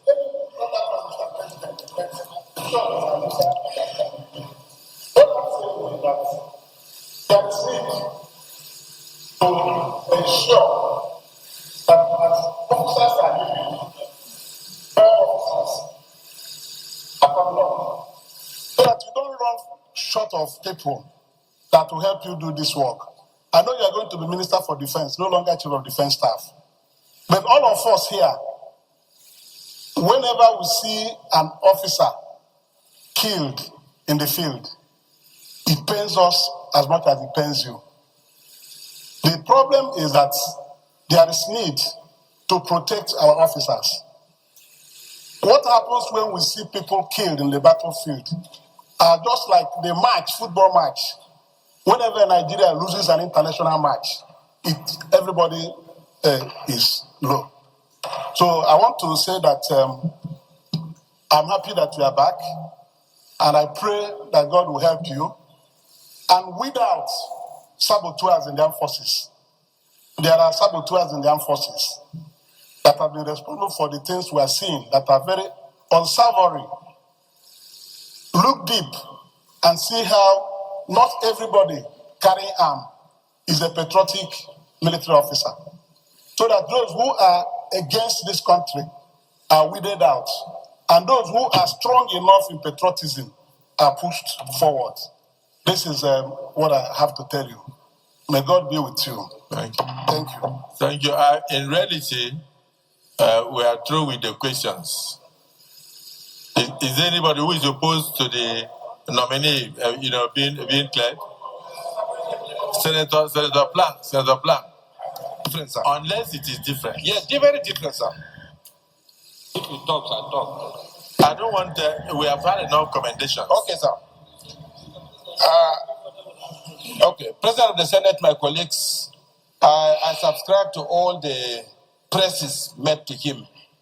I just wanted him to make an observation that the uniqueness of his appointment, he should be encouraged to find a space and pray, because the type of ovation he's receiving with this appointment is unprecedented. I represent Pangshin, Mangu, Kanki, and Kanam, and it's a domain he knows very well. With his appointment yesterday, drums were rolling. A clergy, both Islam and Muslims in my state, are happy with his appointment. Expectations on you are very, very high. Sir, with my stay in this Senate for the past two years, I've never seen where the Senates are on the same line on appointment like your own. From the DSP to the Senate President, to the Senate President former, And all of us, independent of constituency, independent religion, and our elders, on you, needs you to go on a prayer. Sir, the last question I wanted to tell you about my own place is, there is a tiny defeat. Even when there is peace, there is a tiny defeat when people can no longer go to their farmland. Yet nobody is occupying the farm. But for anybody who goes, does not come back home. And people who cannot go back to their homes, what effort? I wish you can't answer that. But can you look at that sector? Because when people cannot go to their farm, it's like a defeat. But if people can get back to their farms, it's like it is over. I pray that you observe that. Sir, we're highly pleased. And we'll join you in prayers. Because your success is our success. What the president has done, we feel he has touched us at the right place. So may God Almighty grant you success. Thank you. Tumba Benga Daniels, distinguished senator.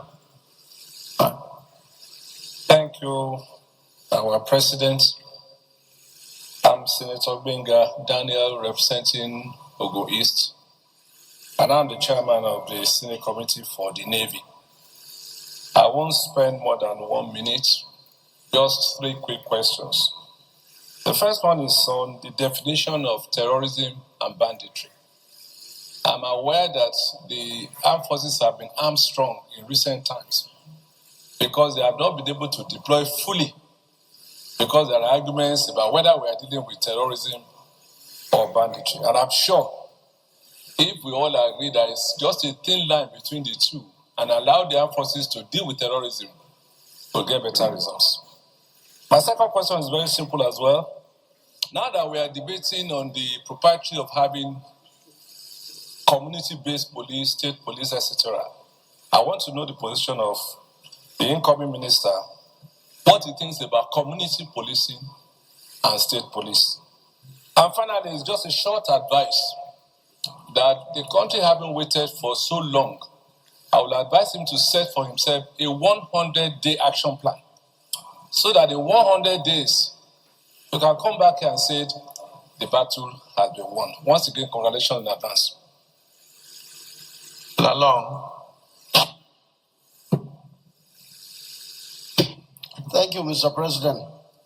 My distinguished colleagues, Simon Lalong, representing the good people of Plateau South. Mr. President, while others were saying they work with General Musa, or they know him, for me, I live with General Musa.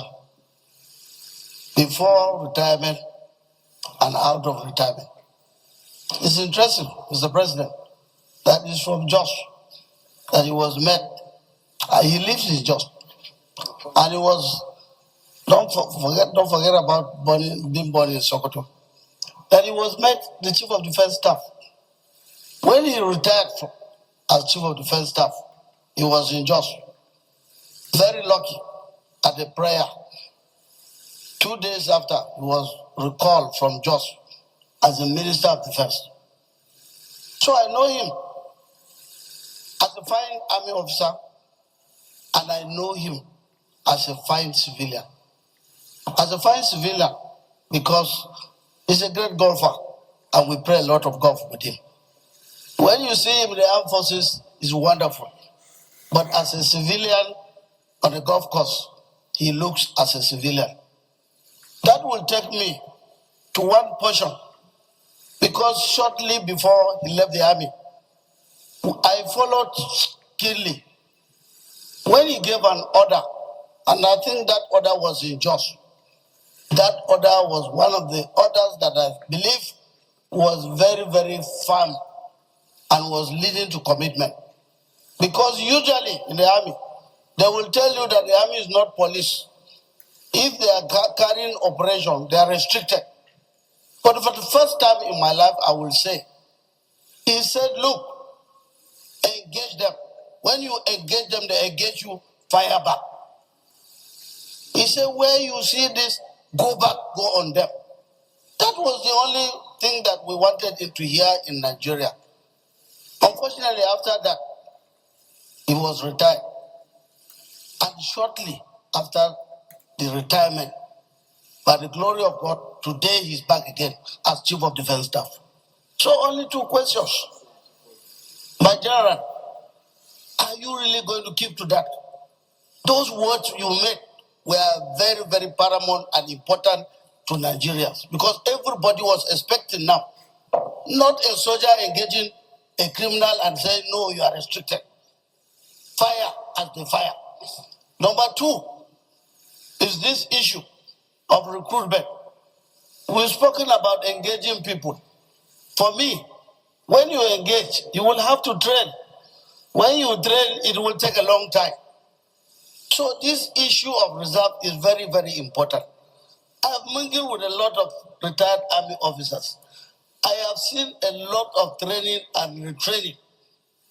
I am sure if a deliberate policy is introduced immediately, it will also bring them back, even if it's not from the army. We're already talking about overhauling the Army Act, which is here, the armed forces. Let it be part of it, so that what was not done before, we can still do it. We can still do it, not always reinventing the wheel. We can do it. Let something be done. If it is done in developed countries, let also practice it. Today we are talking about the special seats for women. What about the special seats for the reserves? It can be incorporated into this, and that will be under your ministry. So for me, like I said, nobody knows him like me. And wonderful officer, Nigeria will never regret that. And I thank Mr. President for this nomination. Thank you for the privilege, Mr. President. Senator Lalong. Yes, sir. This was really a privilege considering the mood of the Senate. Senator Ikpea.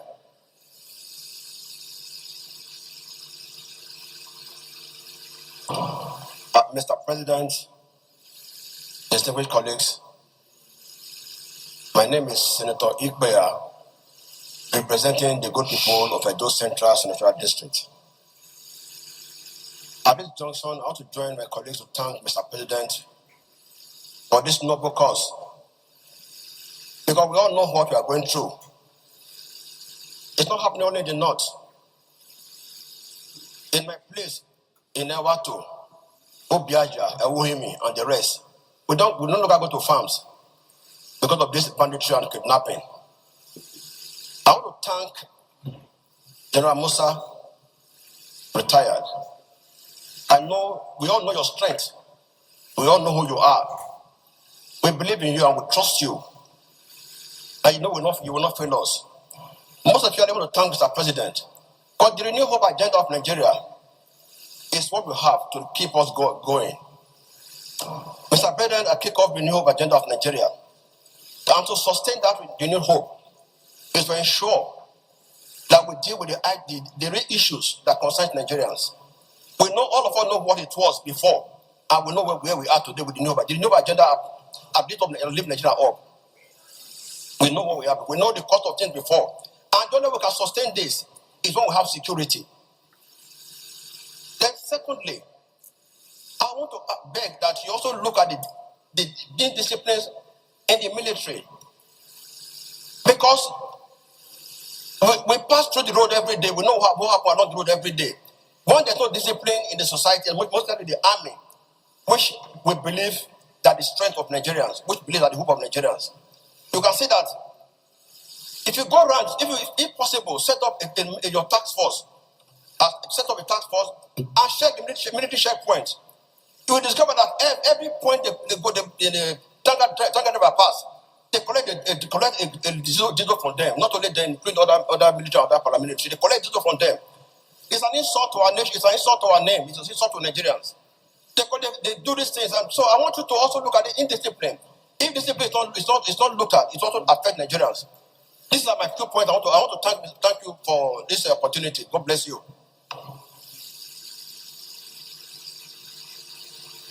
Senator Ekong Samson. Thank you, Mr. President. My name is Ekong Samson. I represent the home front, Akwa Ibom South. Let me commend Mr. President for sending the nominee to us. Like football, he has brought us together. One can say that beyond football, one issue that has brought Nigerians together is the nomination of Musa as Minister of Defense in this country. I represent a littoral state, a maritime territory, and my question, predictably, centers on what steps the nominee will take to strengthen security in our maritime areas, at our littoral areas, what steps that he will take. And then, the nominee has spoken very well about the need for policy and collaboration. That is what I wanted to hear.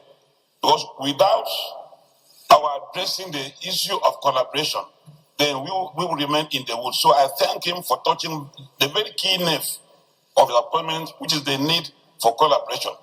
I would only ask from the sidelines, what will be your attitude to negotiation with those criminals?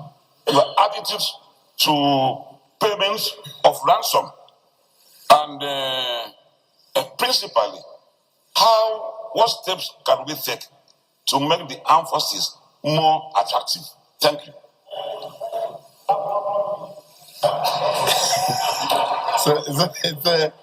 The civil senator, I said 1 minute, I didn't say 1 more minute. Well, thank you, Mr.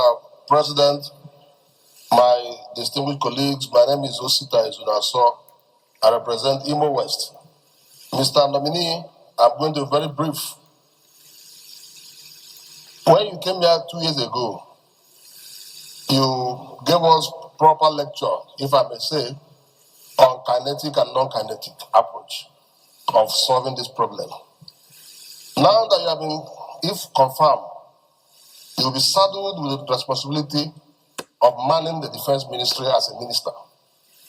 Do you think that the non-kinetic approach of granting amnesty to repentant dissidents is a way forward if made a minister, if you are confirmed as a minister? Secondly, we were told, we don't know whether it is true, that some people who have voluntarily surrendered to work for the federal forces are being reabsorbed into the intelligence gathering of our system. Is it correct or not? Thank you, Mr. Nominee. Senator Anthony Ani. Thank you, Mr. President. My name is Senator Professor Anthony Ani. I speak on behalf of Ebonyi South. Thank you for the privilege. In my place, they say he who laughs last, laughs longest. Now, security, we all know, is of much concern. Any question for the nominee? I'm coming, sir. Just let me finish the statement. I put addendum. You are going into a lecture? No, not lecture this time. So it's of very much concern. Now, the basic question I want to ask, there are two of them. Now, would you, General Musa, I hope you would know the difference between your office now as a minister and your previous office as the defense chief of defense staff. If he doesn't know, you can go and teach him. Secondly,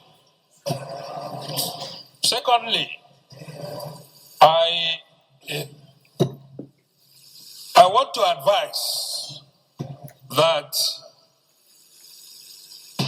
his job should be such that he works in very close synergy with all these. Are you the president? Are you the president who appointed him? Chief of the person who appointed him will advise him. In the sense that if there is no harmony between them, There is bound to be misfortunes along the way. Point of order. So, Order 52A. A senator at all times must confine his observation to the subject under discussion and may not introduce matter irrelevant thereto. Professor Annie, you are asked to ask questions, not to give lecture. As whether he knows the difference between his office, the new office going to occupy his former office. No, not lecture. Ask him question. Right. And so submit. The question is, that brings me to... Point of order is sustained. Senator Annie, that is why it's not good to speak for the sake of speaking. So your time is gone. Senator Yaradua. Thank you, Mr. President. My distinguished colleagues, I am Abdulaziz Musa Radua representing Kasana Central. Use your campaign voice. I'm Abdulaziz Musa Radua representing the good people of Kasana Central. Thank you, Mr. President, and my distinguished colleagues. I want to join my colleagues in thanking Mr. President for this nomination. And mine is not to waste time. It's just to thank my colleagues for all they have said and the encomiums, they have showered on the nominee, whom everybody knows has done well as the Chief of Defense Staff. I want to lend my voice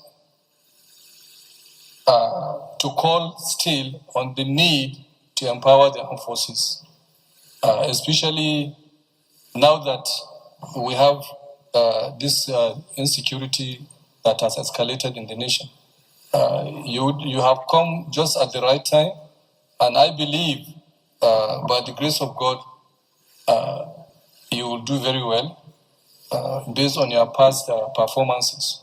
So I want to pray that God in His infinite mercy should guide you and protect you and give you the wisdom and strength to ensure the defense and security of this nation. Thank you, Mr. President.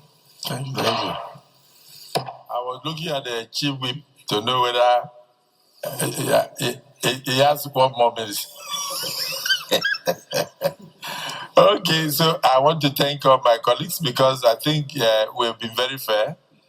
The screening of ambassadors is ongoing, so some of you have been going there and coming back, and I thank you for your patience and all your contributions. The nominee, you see why I told you to sit down? You can run off with some of the questions you can remember. The ones you cannot remember, write them down and take them to your office. Thank you very much, sir. Thank you, Mr. President. Thank you, distinguished senators. So from all I've gathered, it shows that everybody is following up with the issue, everybody is fed up, and everybody wants things to be done differently. And those are the things we're going to do to make sure that we have peace.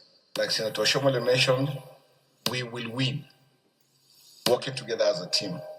Let me start from bottom up, sir. Starting with Senator Yaradua, thank you very much for the commendation and to assure you they were fully committed. We're going to work together as a team, together from the ministry, with the National Assembly, with the members of the armed forces and other security agencies. All NDAs have roles to play for us to achieve success. Nobody can do it alone. I think that's the most important thing.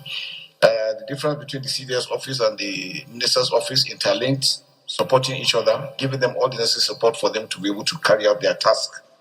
Whatever it is we are looking from the outside as they are operating, we're also providing all the necessary, meeting all the NGOs and everybody, making sure it works. Working with them closely, that is taking. There is no way that we can achieve anything without working as a team. Even when I was a CDS, I tried to harmonize all the services to remove all the rancor we used to have before. And now we'll make that very, very important. I think one area that we're going to look at constitutionally is to look at the powers given to the service chiefs, the CDS, ministry. There are a lot of lacunas, there are a lot of gaps that I think is affecting our operations. And I think that is very critical. We must be able to get the service chiefs with their responsibility, the CDS responsibility, and then the ministry. observing what is being done, following up so that we can make sure that the work, the synergy is seamless. There seem to be still some areas that is mitigating against our work. I think those are issues we're going to come. I think what we'll do again, sir, is taking over. I'm going to sit down with all stakeholders. That's what we did in Maiduguri that gave us the success we did. We must make everybody understand the roles they have to play. And in doing that, once we do that and everybody's on board, it makes it a lot easier.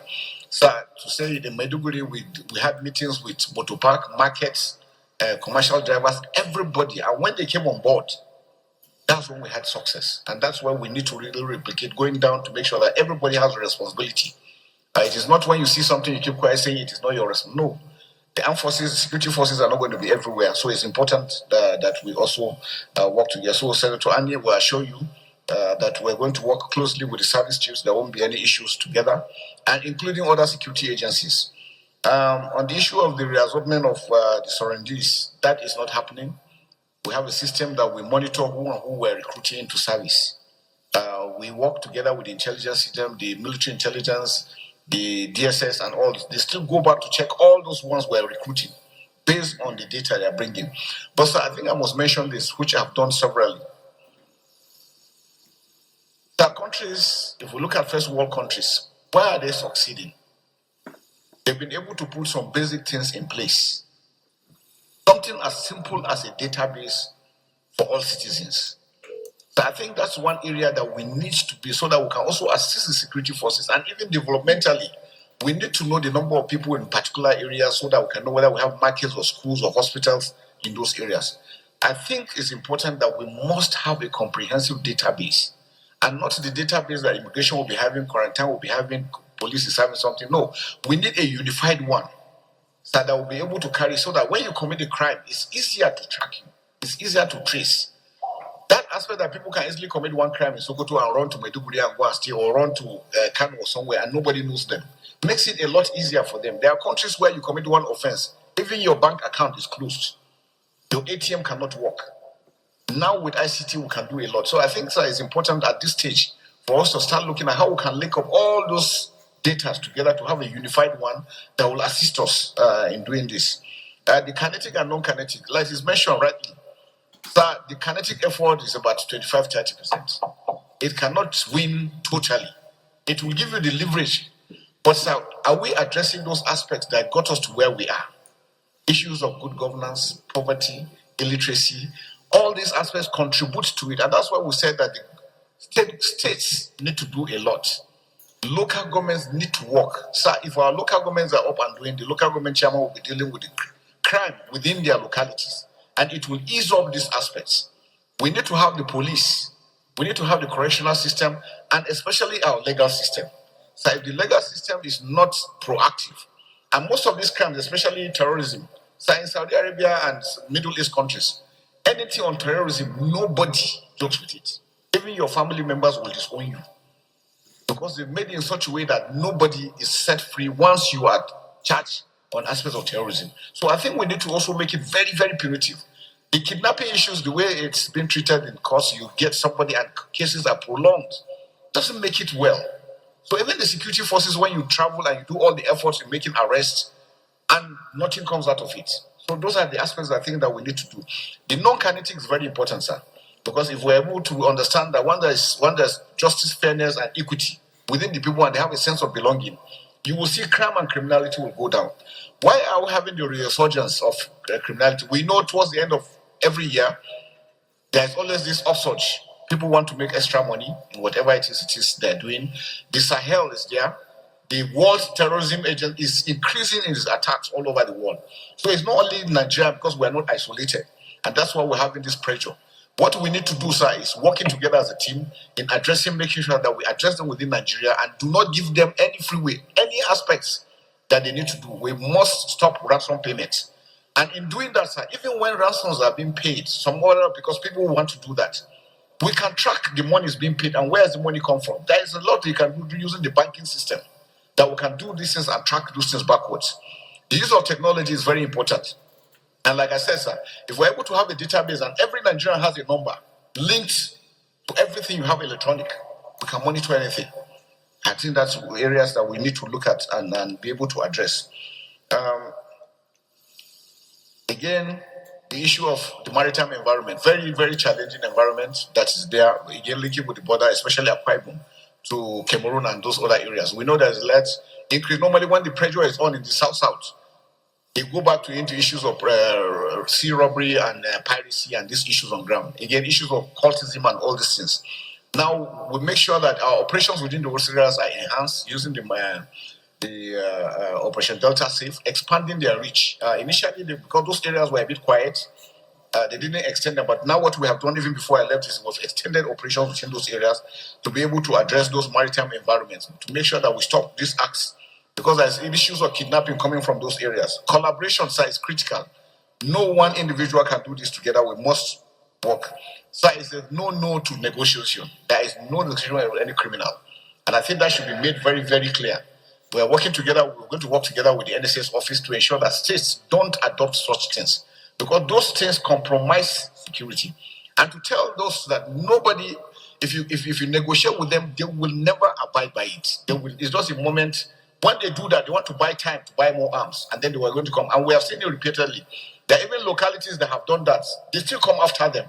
So, sir, it's a total ban on that, total ban on illegal mining, and all those other aspects that are bringing these things together. So I think we must be able to do that. Indiscipline in the military, sir, Senator Ipaya, we can assure you that we're going to address them totally.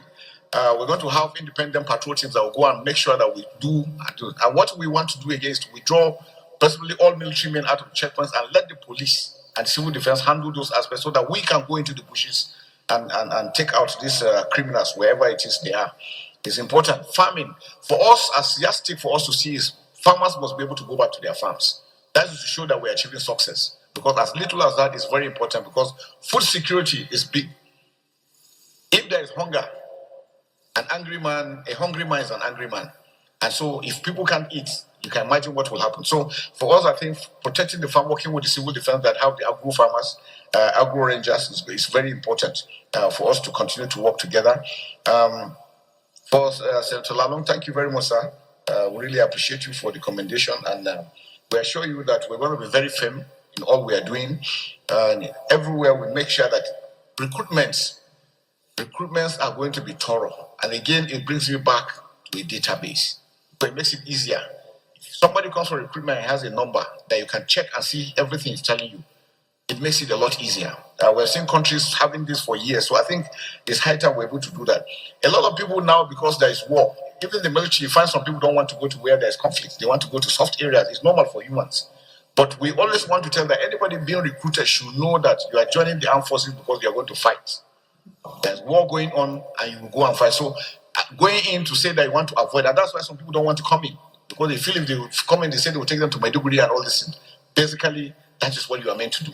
But again, we know some states, we have observed some states, some regions don't really come in well for reasons, but I think we are doing some sensitization program to try and bring them into it so that the strength can be enhanced. But like Mr. President, you mentioned, sir, as we speak, sometimes every time we are doing recruitment, we have over 70,000 that are applying to join. So we still have enough. But maybe some states do not have that number. But again, we have a way of balancing because we want every Nigerian to be part of it, every Nigerian to take responsibility of what is going on ground. So we're following all those aspects and we don't want them to go down. But on expectations, so I can tell you, I'm also feeling the heat because when I see the expectations, when my name was mentioned, I know that I cannot afford to fail myself, fail my nation, fail my family. Whatever that we need to do, we will put in the very best, and we know God on our side, we're going to succeed. So it's important, sir, that we must continue to work together. And I assure Nigerians, I really appreciate the responses to the Senate, National Assembly as a whole, the entire Nigerians. I went to social media, I was shocked when I saw the response. And it shows that people are really committed in showing that Nigeria is peaceful. So when people go around saying Nigerians, we don't love ourselves, I say, no, they don't really know who Nigerians are. And it also brings me to the issue that we have on the issue of whether genocide or no genocide. We are all victims. Everybody is being killed. Everybody is dying. So that's why it's important that we must work together. And it is when we allow them have gaps that they penetrate. They don't care who they kill. These are a bunch of evil people that are on drugs. For whatever reason, we must stop the killings. Nigerians must not be killed, or anyone in Nigeria must not be killed for whatever reason. So, sir, our own target is to face them squarely and ensure that we stop the killing. Farmers should go, our children should be safe in their schools, and Nigeria is back to how it used to be before. I think that's very, very important. On the issue of whether 100 days or 6 months, I think it's important that we must make sure that within a very limited time, people should see that things are changing. We're able to achieve that, and we can still do that, and we will do that. All we need is the support. So I want to seek your indulgence, sir, that once I take over after 3 weeks, we'll be able to come back, maybe have a closed session, because there are a lot of things that we need to bring to the fore that will assist the members of armed forces and other security agencies. We cannot say it out in the open. There are a lot of gaps that we need to close in. And I think that's very important if we're able to sit down. I'll sit down with all of them, we'll discuss, and then we'll come back again and sit down and show you clearly the roadmap. What is it that is doing? What do we need? What kind of support we need for us to be able to achieve? I think that's very, very important, sir. On issue of saboteurs, yes, sir. Yeah, normally we recruit from the society. So there will always be the good, the bad, and the ugly. But we have a system of identifying such people, and immediately we do that, we take action because we prosecute. The armed forces have standby court martials all over the country. Anywhere you commit their offense and their punishments for it. And I think that is what we are going to do. On sustaining the strength, yes, we're doing that. The system we're adopting is good, and we're going to do that. Engagement of retired personnel is a good idea. We're going to discuss with the services and see. On retirement, you still have 3 years into the reserve. So we can still re-engage those ones that are retired into reserve, those ones that are still fit and capable. Most of us here that are here have spent over 30 years in service, or almost 40 years, because if you look at those that went to NDA, spent 5 years and then 30-something years. There are some that were at NMS, spent 5 years, 6 years NMS, 5 years NDA, and 30-something years. So they put in a longer years, a lot of experience. And I think my advice to the nation is that, beside even the military, that even in other aspects of life, these are individuals that monies have been spent on them, time has been spent, they have a lot of experience, they're very brilliant, committed in ensuring that Nigeria develops. So we can also look at other aspects of putting them in some of these boards that we have. Let us utilize them. A lot of them finish, go back and just sit down and not doing anything. And I think that's not good. Having considered the amount of money that has been spent and the experiences they have, I think we should look at the aspect of also bringing them into all some of these boards, and they will be able to bring out some inputs into bringing this into the system. Declaring everything. Sorry, sir. Let me get this. I said issue on negotiation, no negotiation. Nobody's allowed to negotiate. And for the troops, sir, every personnel that is deployed knows why he's deployed.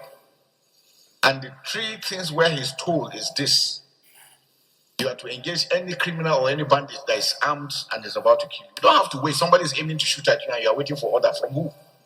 Once you are deployed, you automatically have that responsibility. Or your colleague is to be shot and you know there is no other way of stopping it other if you don't kill the person.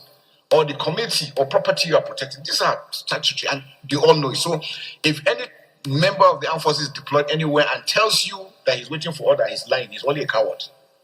There is nothing like he's waiting for any order. The order is automatic once he's deployed because he's briefed before he's deployed. And I think that is very important that we're able to bring that distance. Like I said, the increase in terrorism and banditry, end of the year, the times, over time, people have neglected so many things, and these are the things these are the results. So we must go back to those basics, and we'll do that, working together with the communities, with the local governments, with the state governments, and the federal. Together, if we do that, we're going to look at and we're going to get good results. Whether National Guard or Reserve, then NYC using them. The issue of social media, sir, that's one big area we're having, is affecting the professionalism of the armed forces. And I think areas that we need to look at how we're going to address those things very well is very, very important. Funding issues, like it was mentioned, no country can have everything. So America's budget last year was about $800-something billion.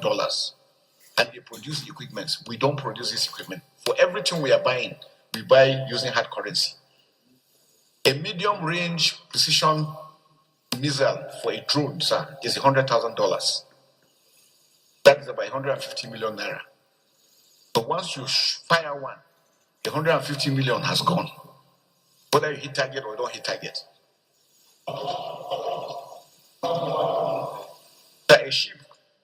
a medium-range ship will take up to probably 33,000 liters of fuel, 10 tankers. In 5-6 hours, fuel is finished. So you can imagine that defense is expensive. And that's why it's important for us to see that we can fund. And we can do government to government. Some of these things we can get them directly. So I think those are issues that I think we need to look at. We said 20% non-kinetic. We'll do the intelligence. Yes, intelligence is critical, and that's why we need everybody to be on board. Because when you see something and you report, action is taken, and we're able to get good results. As a whole, I think we want to assure Nigerians again, and the Senate especially, that's how we're fully committed. Coming back on stream from all the experience we have, working together with my team, we are going to make sure that we make a difference. And I can show you within the shortest possible time, sir, Nigerians will see that change. The trust they have in us will never let them down. And we count on the House. Thank you very much, sir. Let me thank the nominee, General Musa, CFR. I don't know the rest, whether is it which PSC dagger, because no PSC dagger, am I right? PSC dagger, yes. I am GCUN dagger.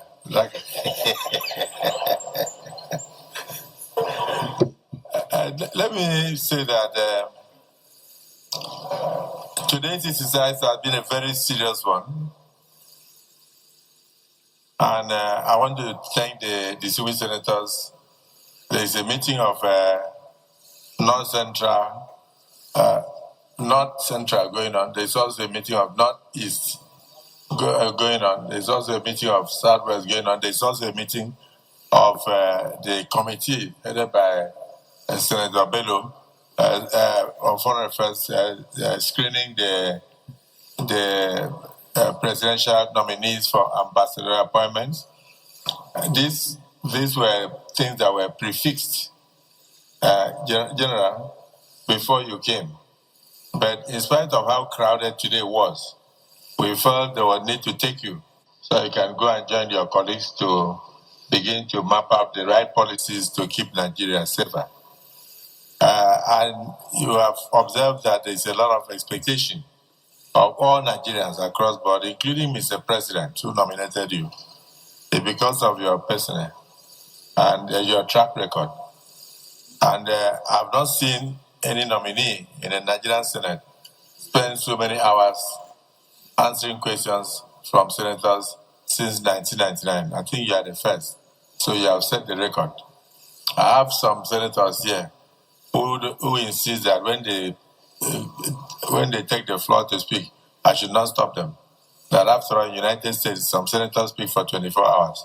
So in your own case, I decided to make sure that everybody had an opportunity to ask you a question because we are all concerned about the security of the nation. The good part of it, but he answered your question. He answered, he mentioned you specifically, he said Senator Ani, and he answered the question. You didn't finish everything you wanted to say, but at least you said a few things and we picked those few things. So Senator Ani, if you have any other thing, please put it in writing, give him as he's leaving. He will address them. So I want to thank all my colleagues for their contributions. To assure you also that there is what we call verbatim reporting. The moment this microphone is pressed, everything you say, even when you sneeze, is recorded. So we have everything on record, including those who contributed and left and those who came back to contribute, including every single thing you've said. In fact, let me even tell you, we are even recording the things you are thinking in your mind now. Because that is how digital we are. So we are up to date in our offices. We'll review everything you have said here today and what you intend to do. But let me cap it up by mentioning that you said there is a constitutional lacuna. This is for the Senate, that the responsibilities of each office within the security architecture of the country must be looked into again. That's what you said. That there will be no ambiguity. And in order to ensure that there is no single office that acts as an impediment to success, we noted that very, very seriously. You have an opportunity to amplify that when we handle the National Security Summit. So we'll be requesting a small paper from you on what the National Assembly should do in order to bridge the gap and ensure that those lacunas are constitutionally addressed through the constitutional amendment that we are presently undertaking. So, and yeah, I know the acts also. I'm sure you that's to let you know that we notice that we're listening to you very keenly. And that, of course, also answered the question as to who gave the order for soldiers to withdraw before the kidnappers entered the school. It's a function of whose responsibility was it to give order to those soldiers because of the various formations. You have too many, you have too many areas. Then you also mentioned something about a database. The need for us to have a data where once your name is put into the data, everything about you comes out. Your age, your date of birth, your experience, and everything. So it will be easy for us to know. You will even have up to even your habits, whether you're a golfer, whether you're a footballer, whether you're a smoker, or everything should come out. And then that will enable you to know whether such a person is fit for the responsibility you want to give the person. Your health status should also will also be reflected in that database. Then we want to urge you, as soon as you take over, visit the defense industries. We would like a situation whereby we don't import everything, including bullets. Nigeria should at least be able to make bullets if we cannot make intercontinental ballistic missiles. And we have noted the aspect of the fact that once you fire one single rocket or so, you are burnt 150 million. So by the time you go into salvos and firing well over 20, 30, 50, you are burning billions, and we may not have all those monies. So you are working under difficult circumstances because of paucity of funds. But we'll do our best to ensure that we support you. Senator Lalong, the meeting of North Central is outside, it's not here. So Senator Odende can follow you and you go there so that you can continue. Let the Senate finish what we are doing. And then we also notice what you said about the judiciary, that we have the prolonged trials of suspects, that there will be need for the Senate, for the National Assembly to look at how we can shorten the period of trials. And then, of course, one thing that is most impressive is the fact that you are against negotiation with terrorists. This Senate is against negotiation with terrorists. And we're even against the idea of paying ransom to terrorists because they use the same money to go and buy more arms and then wait a while and come back again. It has never worked. Even when I was a state governor, I never negotiated with terrorists. I made my state so hot that each time we arrested a kidnapper, he would say, please, sir, forgive me, I did not know it was part of your state. When they said there was a job, I know how angry you are with kidnapping. That was how bad it was. Late Arase, former IG, was once one of the commissioners of police in my state when I was a governor. He can testify to this. So we can make Nigeria so hot that anybody that crosses in from the Sahel states, maybe Mali, Niger, anywhere, when the person is arrested, the person will be pleading with you. Say, Minister of Defense, please forgive me. I don't know that that part was part of Nigeria because of the policies we have put in place. We also need the cooperation of all Nigerians. Finally, I want to thank you once again for that non-negotiation policy. Please also advise the Commander-in-Chief because most of the people you are negotiating with are laden with drugs.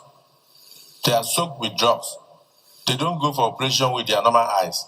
So they don't go to any negotiation with normal eyes. They don't intend to keep whatever to keep to whatever agreement. They only want to buy time to come back and strike. And then the kinetic and non-kinetic approach or approaches that you said, you've noticed that even when you release them to the society, it does not take 2 weeks before they are rearrested for the same crime. So it's a need for us to review the policy of kinetic and non-kinetic and all that. I'm not against anything that will bring peace, but I'm also against something that will continue to encourage people to go eat money from government after they've been arrested. You waste a lot of money to arrest them. Sometimes you waste lives to even get 1 or 2 criminals. But when you bring them, you don't say you are trying to radicalize them. Then you go and put them inside a camp in Niger State. And then after that, you take them to Gombe and give them uniform and then monthly allowances. Then when you release them, it doesn't take 3 weeks. You arrest them again in Biu in Borno State, or you arrest them in Kwara or somewhere. The same person that you spend so much money on. And it's always a thing, it's something that demoralizes the society, where somebody who has killed over 20, 30 people is said to have been radicalized. And then the community sees the person coming. A typical Nigerian community will never accept such a person. And they'll be running away from that person. And he will get depressed and go back into the same crime. So let's face it. Let's face it. A kidnapper is a kidnapper.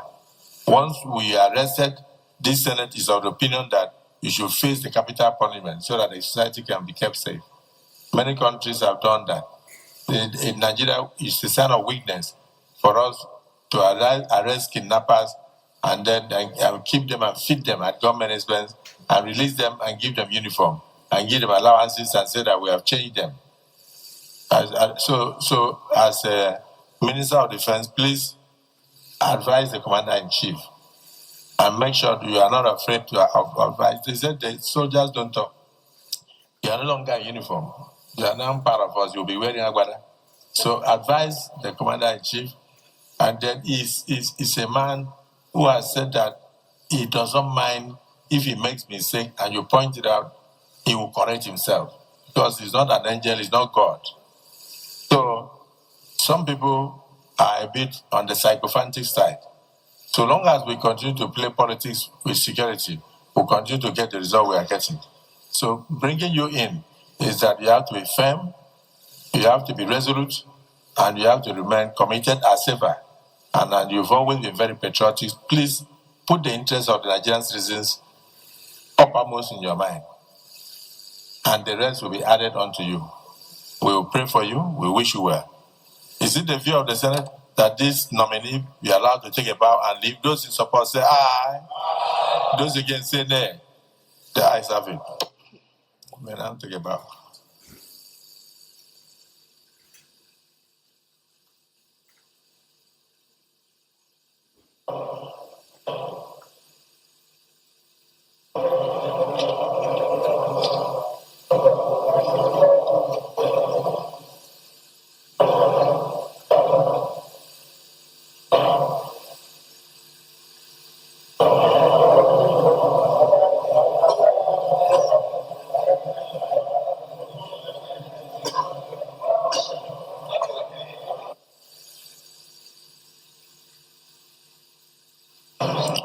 Chief Whip, please call Senator Plank and the rest of them to return to their seats. Senator Oshimole, all of them. Did you say Senator Plank?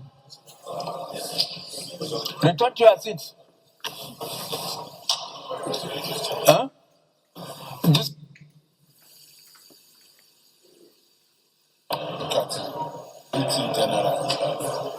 Oh, he's also there. All right. The confirmation screening has just been concluded, and the ministerial nominee, General Christopher Musa, is here with us. So, sir, congratulations as we await the decision of the Senate on the confirmation hearing. Yeah, thank you very much. Yes. Now, it's been like 4 or 5 hours of marathon screening. Yeah. Tell us your feelings, and what comments you have for Nigerians at this point in time?